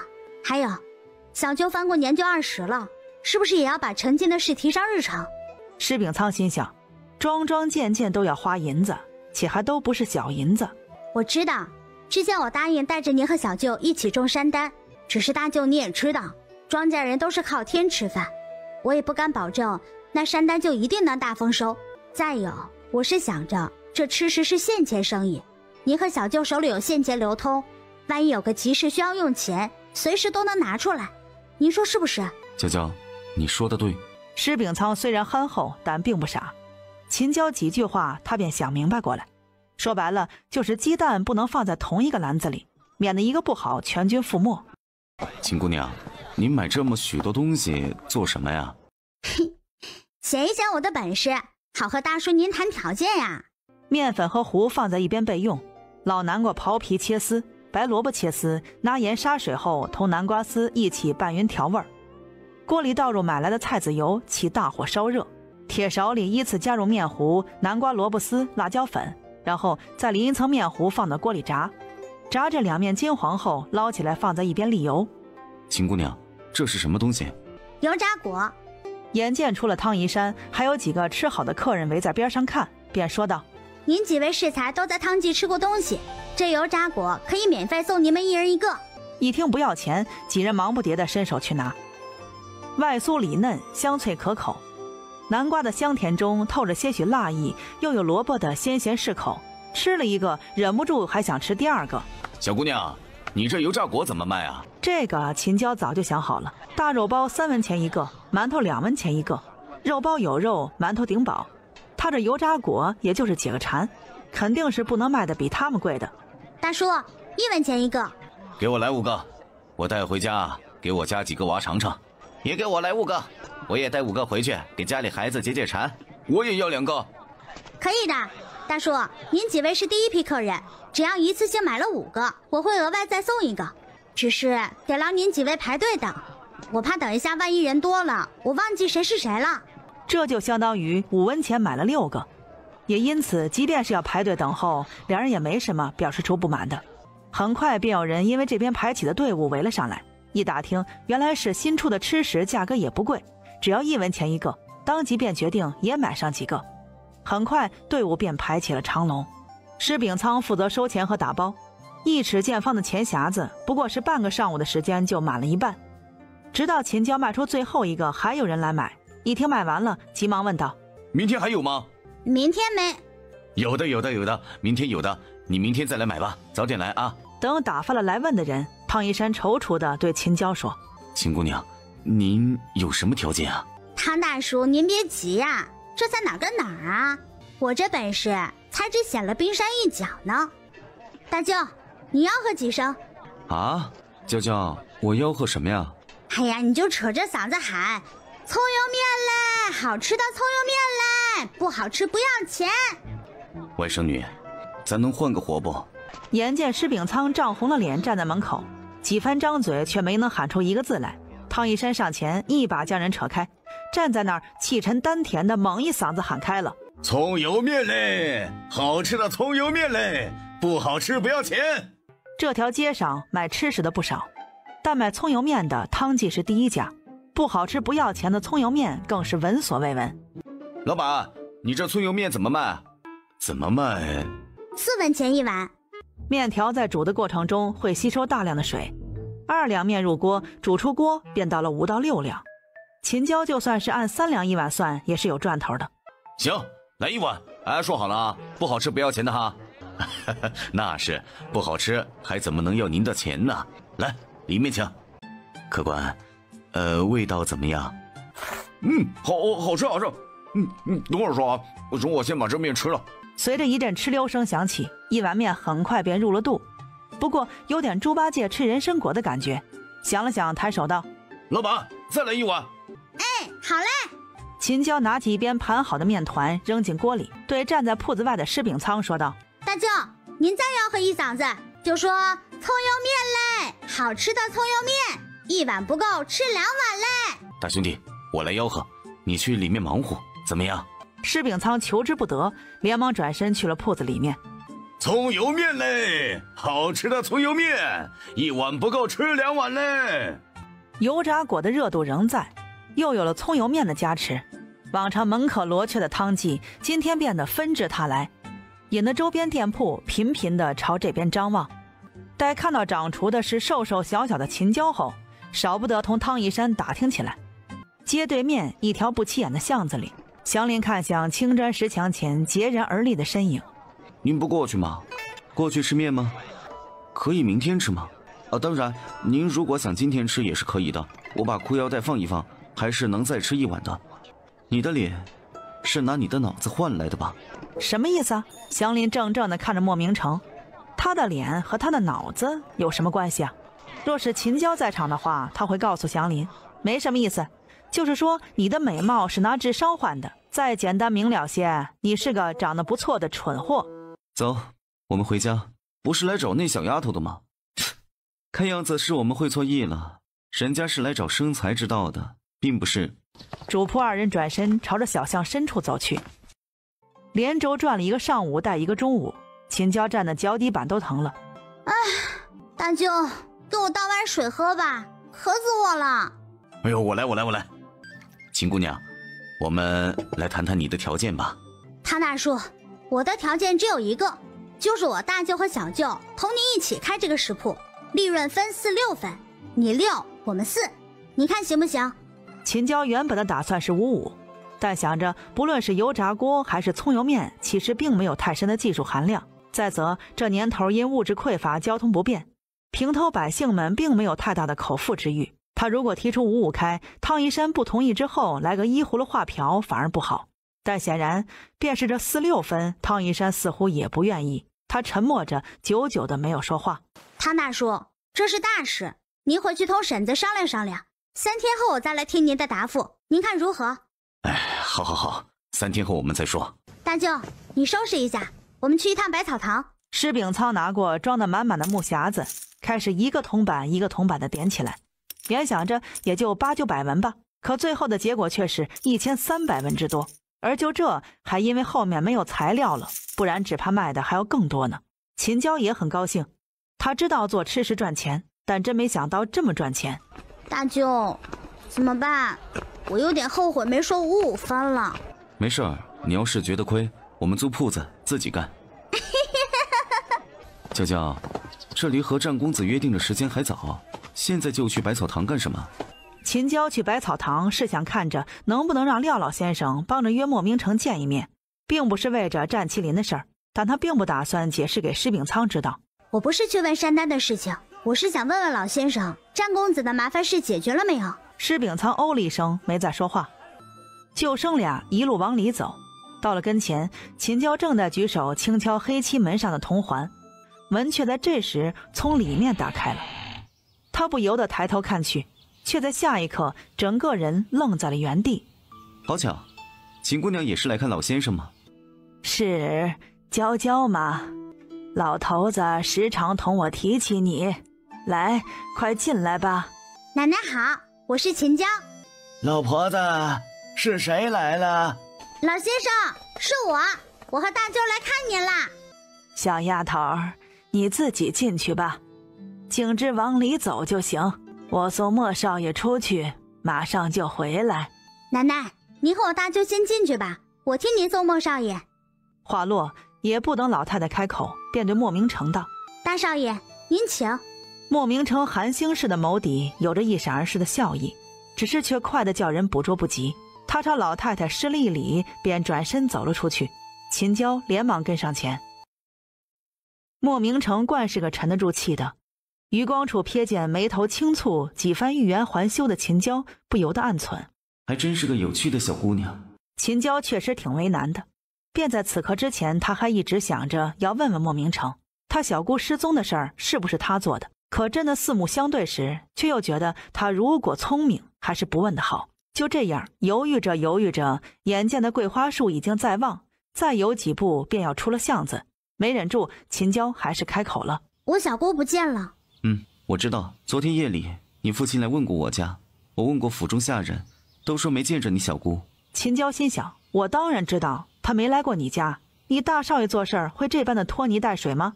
我知道他这人是挺让人讨厌的，只是到底是我小姑，能不能给他找一个稍微干净的地方？如此说来，倒是我枉做恶人，不如还是将人送回来吧。我不是这个意思。那是什么意思？稍微干净的地方又是什么地方？不行就不行，用得着那么凶吗？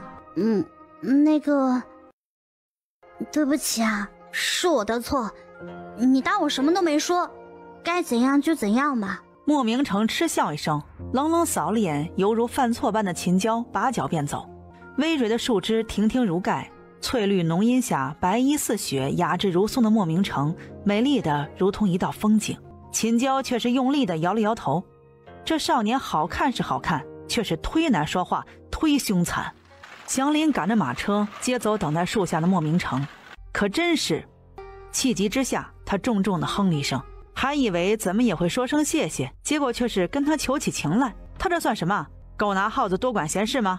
以后秦家的事都不用管了。正打算开口的祥林默默将那句刚才巷子里那个小丫头是谁咽了回去。爷，5天后我们就要去府城了。看似风马牛不相及的话，却是委婉地提醒莫明成，那不识好歹的小丫头家的事儿，你就算是想管也管不了了。满腔的怒意在听到祥林这句话后顿时烟消云散。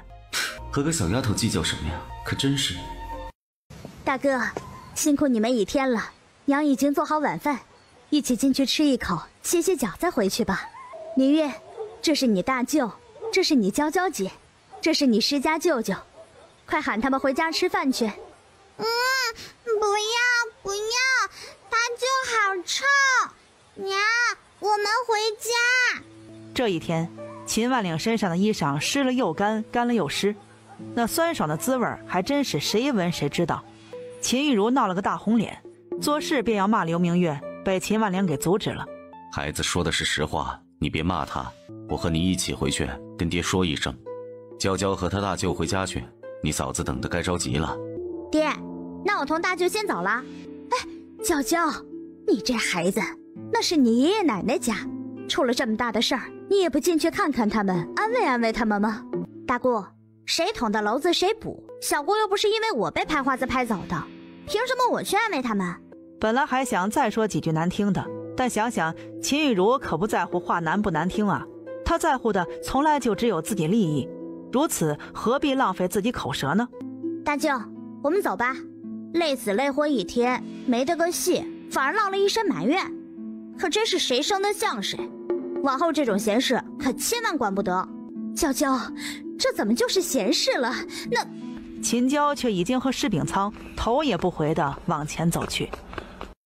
施氏和施秉和听说秦娇一天的时间赚了400-500文，惊得话都说不出来了。等听说秦娇还跟汤一山谈妥，他们只出人，其他什么都不出，盈利却要4-6分账时，下巴差点就砸在地上了。哥，你觉得他能答应吗？娇娇说啊，汤兄弟一准能答应。姐夫说了，要是他不答应，就让我们自己租铺子干。施秉和眼底金光闪烁，一天就能赚近1两的银子，就算折去第一天大家吃个新鲜劲儿，往后的日子打个折，也得有个200-300文吧。这样1个月下来近10两银子，刨去房租什么的，一年少说也是7-80两银子的收入啊。哥，你别管那姓汤的同不同意了，干脆我们就租铺子自己干。施秉仓却是目有难色，想说什么有不好说的样子。秉和，若是曾家的姑娘相中了你大哥，我打算明年开春就把喜事办了。接下来呢，就给你相看，顺利的话，年底把你的婚事也给办了。这么急？你要是觉得太急啊，那也可以年底定亲，后年成婚的。哎，别，还是按姐您的意思来吧。可是啊，你们手里呢，拢共也就100来两银子，我和你姐夫又帮衬不上你，这银子是不是就得算计着用啊？镇上的铺子可不便宜，好点的30-40两银子一年，顶差的也得10来两吧。哎，姐，我现在算是明白了，这钱啊，就从来没有够用的时候。真是傻人说傻话。对不住啊，汤大叔，家里临时有点事耽搁了，这才过来晚了。哎，没关系。秦姑娘，我跟你婶子商量过了，你婶子的意思，你们不出本金也不出铺子的，就拿4成，实在太多了，你看能不能3-7分？秦娇目光迅速地扫了眼食铺的大灶，显然汤一山是收拾过了，但散落在地上的南瓜萝卜丝，还有那浓油赤酱却毫无鲜可言的葱油，都证明他之前的猜想。汤一山这是撞上南墙了，只是还想再垂死挣扎下。秦娇可不惯他这毛病，生意人嘛，诚信为本。他已经给过汤一山试错的机会，可显然他并不是很珍惜这机会。汤大叔，其实我回去后又想了想，合伙的生意哪有一家的生意好做呀？你看，要不我们2家还是各做各的吧。汤一山霎时间僵在了原地，脸色一下子青一下白一下，嘴巴张合，却是一个字也说不出来，脑子里只有一个念头：完了，这下子真是偷鸡不成反蚀把米了。那他爹呀，你怎么还站在外面呢？快把人秦姑娘和施大爷请进来呀！随着声音响起，汤万氏自铺子里走了出来。秦姑娘，施大爷，怎么还在外面站着呢？快进来喝点水，走了那么多的路啊，肯定渴了吧？楠他娘，秦姑娘她说要各做各的。汤万氏脸上的笑容一瞬僵住，但下一刻却是横眉怒目地对着汤一山训道：“肯定是你又跟人秦姑娘讨价还价了，是不是？我是怎么跟你说的？人秦姑娘能选上我们合伙，那是咱们家祖坟冒青烟了。你别贪婪鬼没个宝，吝啬鬼不知富。秦姑娘，你别跟他一般见识啊，他呀就是个锱铢必较的小气鬼。秦娇哪里又不知道，这夫妻俩是一个唱红脸，一个唱白脸呢。不过既然人家递了梯子，那他下就是了。必定真打算自己开铺子，他一开始啊就不会来找汤一山了。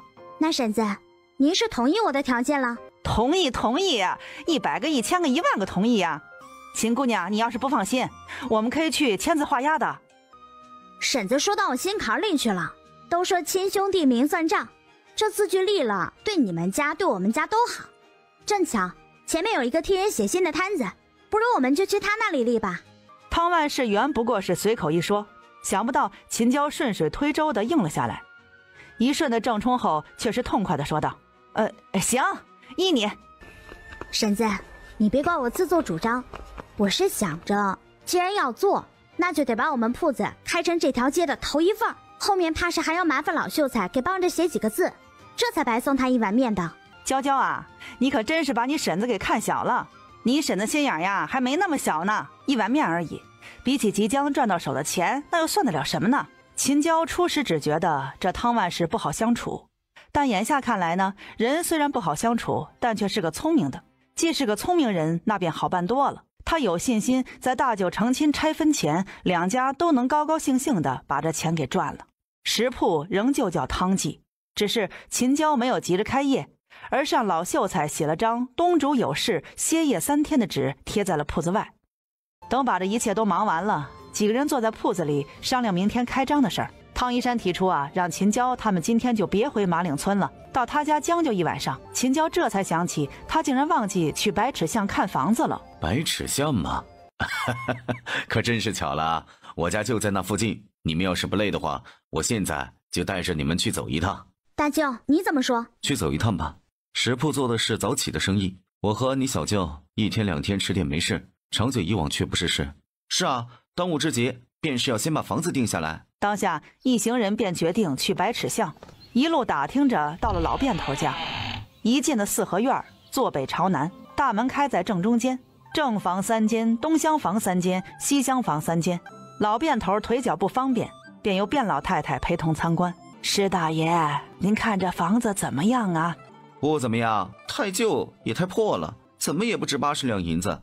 石二爷，我们家房子虽然是旧了点儿，但是它风水好呀，不然我儿子怎么能将铺子开到府城去呢？那不是风水好，是您儿子有本事。那你们想什么价呀？施秉仓下意识地朝秦娇看去，等反应过来，他不由得暗自怔了怔，是什么时候自己已经习惯到这种大事都要问一问秦娇的主意了。秦娇其实在看到东西厢房前种着的2株橘子树时，他便喜欢上这个小院。再者，小院天井也够敞亮，冬日摆个椅子晒晒太阳，不要太舒适。再加有正房，一共有10间屋子，足够他大舅小舅娶妻生儿育女了。奶奶，便宜点吧，您存心想卖，我舅他们也是存心想买的。价钱是我儿子定的，只怕是不能便宜了。再说我们厨房的后院啊，还有口水井呢。什么？后院有口水井？如果真像卞老太太说的那样，后院有口水井，水井还能出水饮用，那这屋子80两银子还真不冤，毕竟省却1年365天挑水的活呀。奶奶，您刚怎么不说呢？我以为你们自己看到了呀。那您现在可以带我们过去看看吗？井水清澈见底，纯净清亮，尝一口清冽甘甜。几乎是瞬间，秦娇心里便有了决定，但到底囊中羞涩，真要把这宅子买下来，他大舅成亲的银子怕是就不够了吧。奶奶，便宜点吧，不瞒您说，镇上的房子我们也都打听过了，一般也就是40-50两，您这房子可是翻了一番，我们就算是喜欢，奈何银子不凑手，也没有办法呀。我去和老头子商量商量。大舅小舅，你们是个什么意思？好是好，就是贵了点。贵有贵的道理，如果你们也喜欢，就买下来吧。可是要80两银子呢，买了还得请人修葺，又是一笔不小的开销。娇娇，要不再看几家吧？不，我喜欢这间。为什么？娇娇，镇上房子多的是，这才是我们看的第一家。秦娇叹了口气，心道：镇上房子是多，可并不是每间都带着水井啊。而他之所以愿意多花出1倍的价钱，就是看中了这眼水井啊。但这话现在是不能说的，只得敷衍道：大舅小舅，以后你们就知道我为什么非得是这幢宅子了。正说着话，卞老太太去而复返，对秦娇几人说道：我家老头子说了，你们诚心要买啊，那就少上2两银子吧。施家兄弟俩齐齐朝秦娇看了过来，要他们开口就只有2个字：不要。76吧。行，明天下午我们来付银子。不行，那就算了。卞老太太默然片刻，完了一咬牙，一跺脚地说：行，76两银子，明天下午啊，我在家等你们。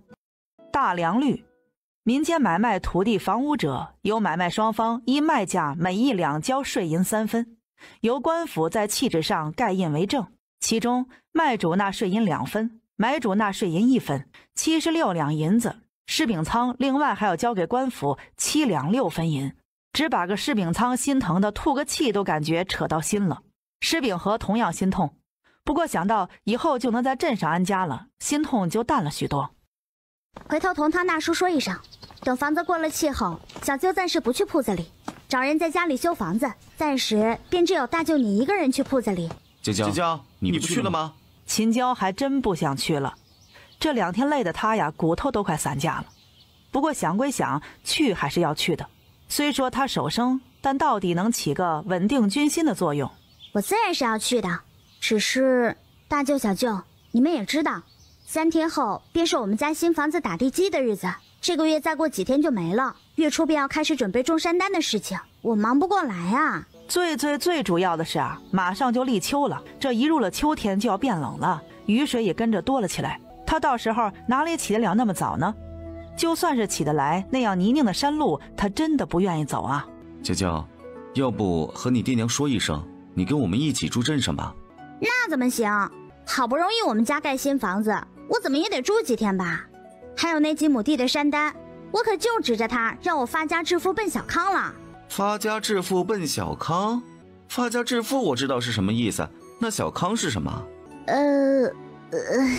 秦娇觉得他这一放松，嘴巴就缺个把门的习惯真心不好，再不小心一点，总有一天要被人当异类给烧了。啊，就是当地主的意思。当地主啊，那娇娇你可要努力了啊！我和你小舅都等着借你的光，享你的福呢。怎么可以这样呢？不该是大舅你和小舅努力加油，让我借你们的光，享你们的福吗？可是你不愿啊！你大舅刚才不是说叫你搬镇上同我们一起住吗？你不愿意。这话说的可真是。9生3人说说笑笑的一路回了家。姐夫，我们今天把房子买好了。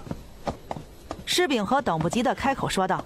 施氏和秦万岭齐齐的怔了怔，他们只知道汤记食铺明天重新开业，却不知道1个下午的时间，施秉仓同施秉和便把房子的事儿也给解决了。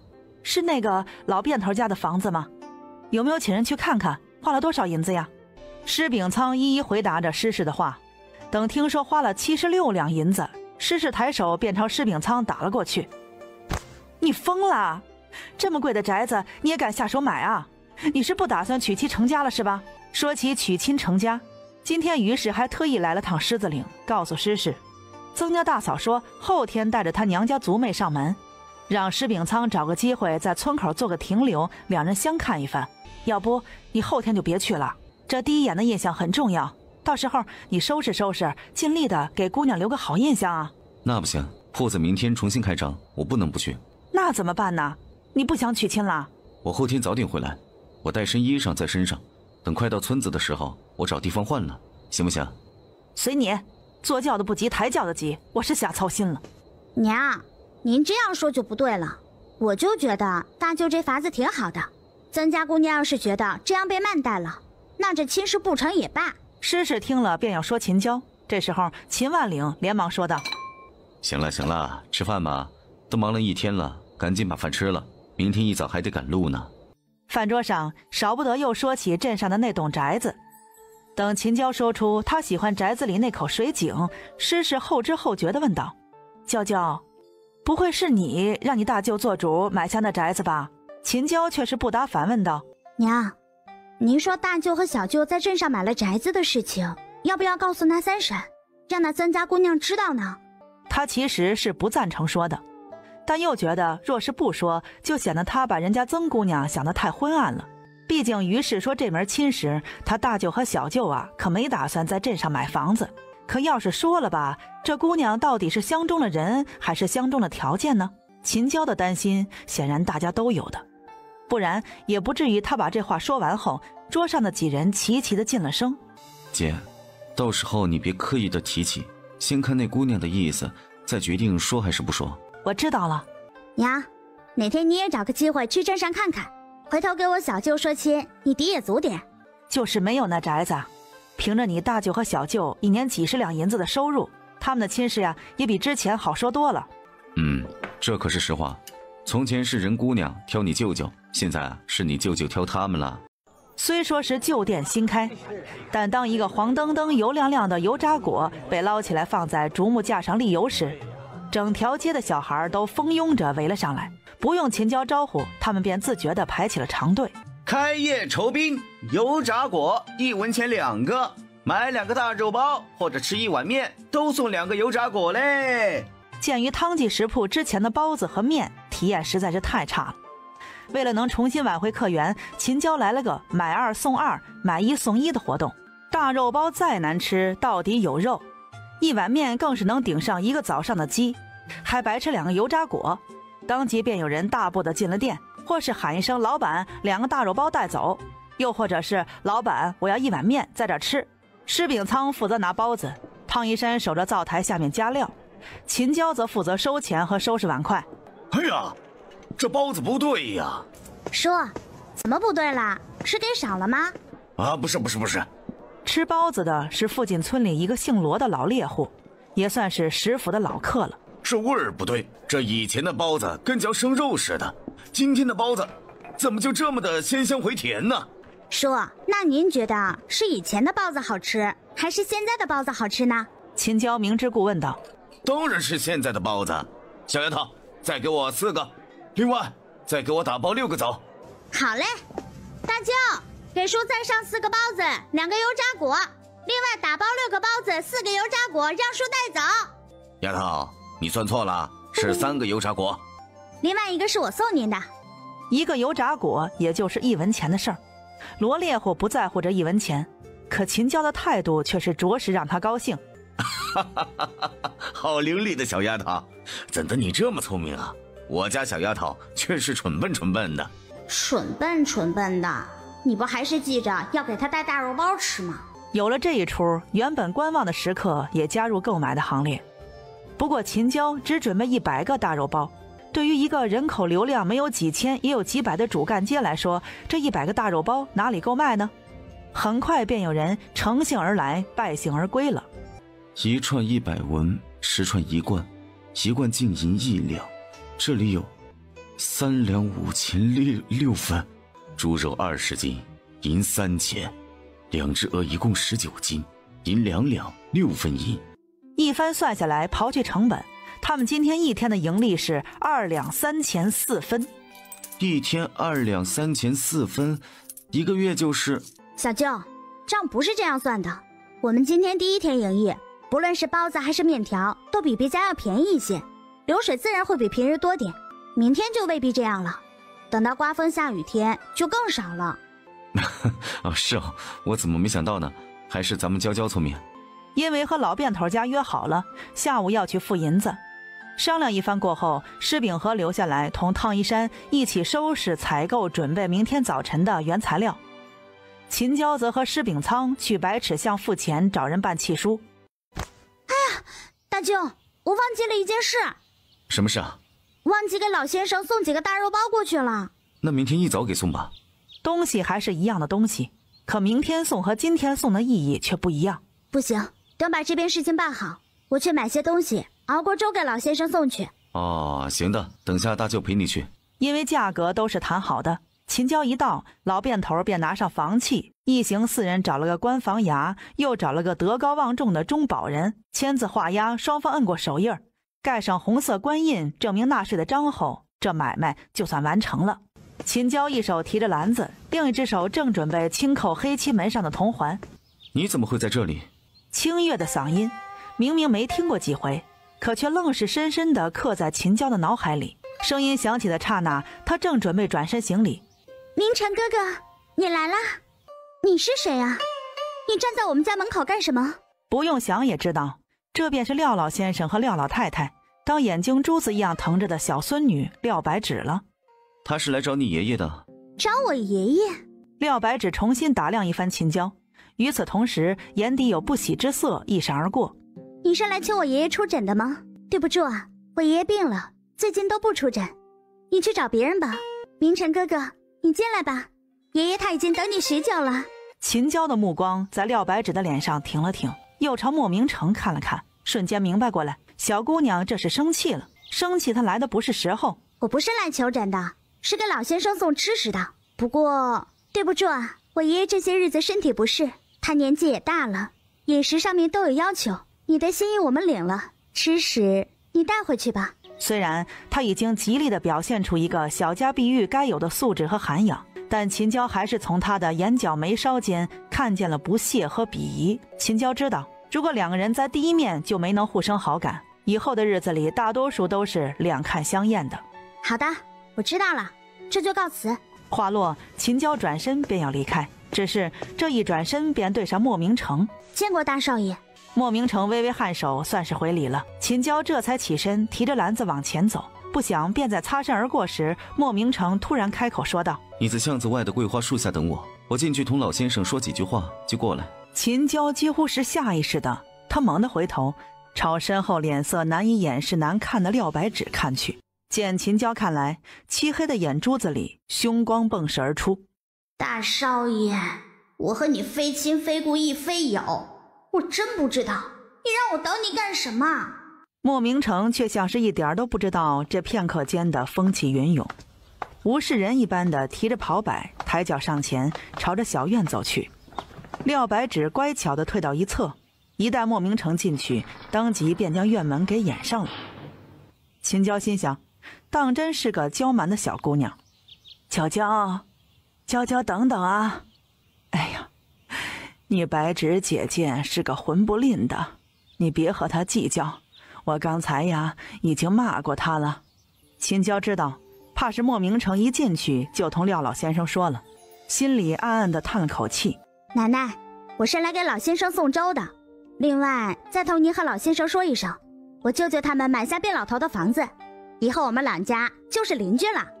是吗？那可真是要恭喜你大舅和小舅了。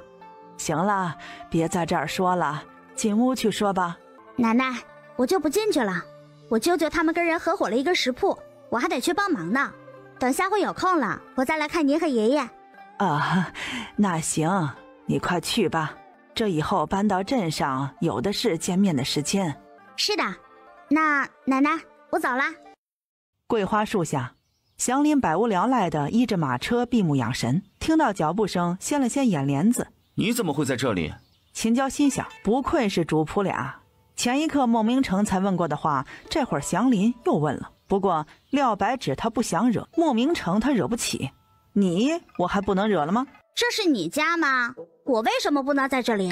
好好的小姑娘怎的这么凶残？还是说跟主子待久了，近墨者黑的缘故？见祥林不说话，秦娇像只斗赢的小公鸡似的，骄傲地抬了抬下颌，雄赳赳气昂昂地自祥林面前走过。不是说让你在桂花树下等我吗？这不是桂花树吗？马车边站着的祥林先是一滞，但很快却是扑哧笑出了声。但当莫明成一个冷飕飕的眼刀子飘过来后，脸上笑容瞬间收敛，目光游移地看向了别处。莫明成这才重新看向正不动声色悄悄往桂花树下退的秦娇。这番小动作若是别人做出来，他必然要训斥一番，可对上眼前的丫头片子，莫明成却只觉得好笑。小丫头年龄不大，心眼是真不少。3天后我要出发去清溪书院，秦娇一脸不解地看向莫明成，脸上就差写着你去就去呗，和我说干什么呀？然嘴上却是说道，那我祝大少爷此去一路顺风，前程似锦。莫七和白氏在我之后也会离开乌石镇，你不必担心他们母子俩会再对你不利。真的吗？好早前我就听说他要带着您父亲去求医，可一直没有听到他动身的消息，还以为只是说说而已呢。我走后，你如果遇上解决不了的难事，可以去找我母亲，我已经交代过她了。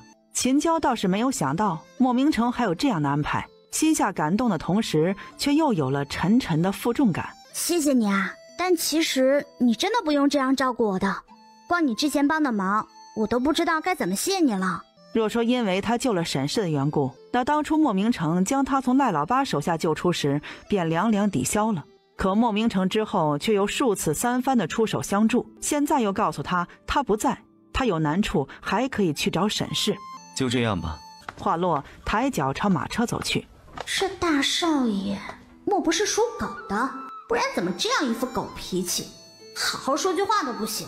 不用急着想怎么谢我，我不是在帮你，我只是……你只是什么？没什么，就这样吧。秦娇一头雾水地看着马车咣当咣当地自眼前驶过。说话说一半，我祝你上茅厕没手指。话落，抬头看脸即将落山的太阳，打算去石府找自家大舅小舅回家，只是眼前却突然一花，一道身影冷不丁地从身后窜了出来，拦在了秦娇的跟前。唉，你别误会啊，事情并不像你想的那样。我想的那样？我想的哪样啊？我和大少爷……我呸！你可真是够不要脸的，才多大的人就知道谈情说爱，还敢肖想明成哥哥，你配吗？这要是换个人，他连应付都懒得应付，直接一巴掌扇得他满地长牙了。可廖白芷不是别人，她是廖老先生最疼爱的小孙女，打哭廖白芷没关系，可伤了她同老先生间的情分却是得不偿失。毕竟这之间还牵扯个战麒麟和他的百合种精不是？看在老先生的面子上，我不跟你计较。既然你不喜欢我同莫明成来往，那以后我不跟他有来往就行。话落，秦娇便准备离开。秦娇不计较廖白芷的无礼，廖白芷却不肯见好就收。哎，我警告你，你不但不可以和明成哥哥来往，你也不许再来我家，还有也不许去百草堂，不然……这真就有点过分了。难不成这姑娘真当自己是软柿子，由得她捏圆捏扁不成吗？不然你能把我怎么样？你是能杀了我，还是能吃了我？原本我还想着看在老先生的面上，我不和你计较，但既然你好赖不分，那我也没必要让着你。我收回刚才我说过的话，不管是莫明成还是你爷爷，我怎么高兴怎么来。说完，秦娇也不看气得脸色发青发白的廖白芷，一个用力撞开她便往前走。你给我站住！一个被家人宠坏的小丫头，还真以为这天下人都是他妈，何该让着她呀？真是的，老先生和老太太是那样慈祥明理的人，怎么就养出这么一个刁蛮自大的孙女？听到身后传来急促的步子声，不用想也知道肯定是廖白芷不服气，打算追上来继续歪缠。你再敢胡搅蛮缠，我就将你喜欢莫明成的事情喊出来，让整个巷子里的人都知道。喜欢一个人没有错，可倘若将这份喜欢闹得满城皆知，那就是大错特错了。当然他也可以否认这份喜欢，但是他却不愿意，他甚至暗暗地期盼着这份喜欢能被莫明成知道，从而得到他的回应。他13岁了，已经到了可以定亲的年纪，他知道奶奶私下里已经在替他相看了，爷爷更是有意将她嫁给战麒麟，可是他不愿意，他的心里只有莫明成。你敢威胁我？你等着，我不会放过你的，总有一天我会叫你好看。廖白芷的反应有点让秦娇反应不过来，他还以为气急之下的廖白芷会上前跟他动手的，怎么也没有想到他会就这样哭着跑开的。秦娇不由得默默反省，刚才的他是不是太凶残了？秦娇一边反省自己，一边往白池巷走。白池巷跟桂花巷之间虽说只隔了2条巷子，但这2条巷子却是曲折迂回，走完要足足2刻钟的时间。原本说好是施秉仓陪秦娇一同来桂花巷的，但出门时秦娇却突然想起明天下午便是施秉仓同曾家姑娘相看的日子，她让施秉仓自己去成衣店买身像样的衣裳，她则独自一人去了桂花巷。秦娇还在想着，也不知道她大舅是买了身短褐还是买了身袍子，冷不丁的一道高大的身影突然自拐角处走了出来，她避之不及，一头撞在那人怀里。哎呀，姑娘小心！对不住啊，我走神了，没有撞疼你吧？没有，该是我跟姑娘赔礼才是，是我步子走得太急了，不然也不至于让姑娘撞到。说着话，两人不约而同地抬头朝彼此看了过来，四目相对，彼此目光都微微滞了滞，一种似曾相识的感觉油然而生。小妹妹，我们是不是在哪里见过？你认错人了，我不认得你。啊，这样啊，那是戴某唐突了。姑娘，你慢走。秦娇没有客气，冲少年点了点头后，抬脚便往前走去。待秦娇走过后，少年也跟着往前走，两人背道而驰。人正走着的秦娇却突然停下脚步，猛地转身朝已经在1丈之外的少年看了过去。一句戴某唐突，让他想起了他是谁。他是戴秀才，是那日在蓬莱茶楼初见，后来请托了媒人上门向望秋提亲的戴秀才。怎么这么巧，他们会在这里撞见呢？已然走远的戴荣似是也想起了什么，他慢慢地停下脚步，犹疑地转身看了过来。等看到远处站立目光复杂看过来的秦娇时，戴荣心头突然一沉，但很快却被他掩饰过去。默然片刻后，他突然抬脚冲着秦娇大步走了过来。姑娘可是马岭村人？不错，我是马岭村人。我想起在哪儿见过你了，那日在蓬莱茶楼外面的街道上，站在望秋身边的人是姑娘你吗？望秋同戴荣已经定下婚约，明年开春便会完婚的。戴荣直呼望秋名讳，原也不算失礼。是我，你是戴秀才，望秋的未婚夫。我叫戴荣，字从文，你可以喊我的名字，也可以喊我的字。喊名字？少年，你是认真的吗？不了，我还是喊你戴秀才吧。按说秦娇即便是个还没留头的小姑娘，但到底男女有别，还是该避讳着点的，不应该同个年岁相当的少年在大街上攀谈。但因着望秋的关系，他不能也不好意思的生硬离开。这样啊，也行，你愿意怎么叫就怎么叫吧。戴荣似乎是个很好相处的人，他并不介意秦娇的客气疏离。你先说吧，你刚才想说什么？没什么，我就是想问问你，你怎么会来这儿？是要找什么人吗？不是，我只是路过。你呢？你家是住这附近吗？戴荣摇头。我有个同窗住在前面的巷子里，他前些日子病了，没有去书院，我去看看他，顺便将这几日先生讲的题拿给他看看。啊，既是如此，我便不耽搁你了。戴荣点了点头，便要转身离开，却在转身的刹那欲言又止的朝秦娇看来。你还有事？那个望秋他和你一起来的吗？没有，我是和舅舅一起来镇上的。秦娇说道。哦，这样啊，那我不耽误你了，再见。说完转身离开。秦娇笑了笑，也跟着转身离开。想着戴荣因为听到望秋不在时眼底瞬间的失落，笑意便不由自主地浮上眼角眉梢。一个人对另一个人的喜欢和在意是掩饰不了的，戴荣他是真的喜欢望秋，真好。娇娇，你是不是捡到钱啦？捡了多少？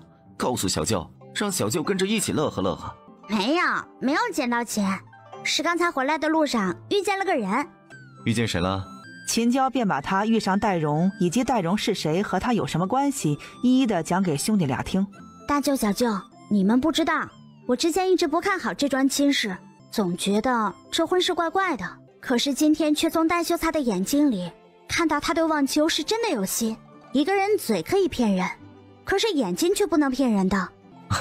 这样说来，望秋福气还是不错的。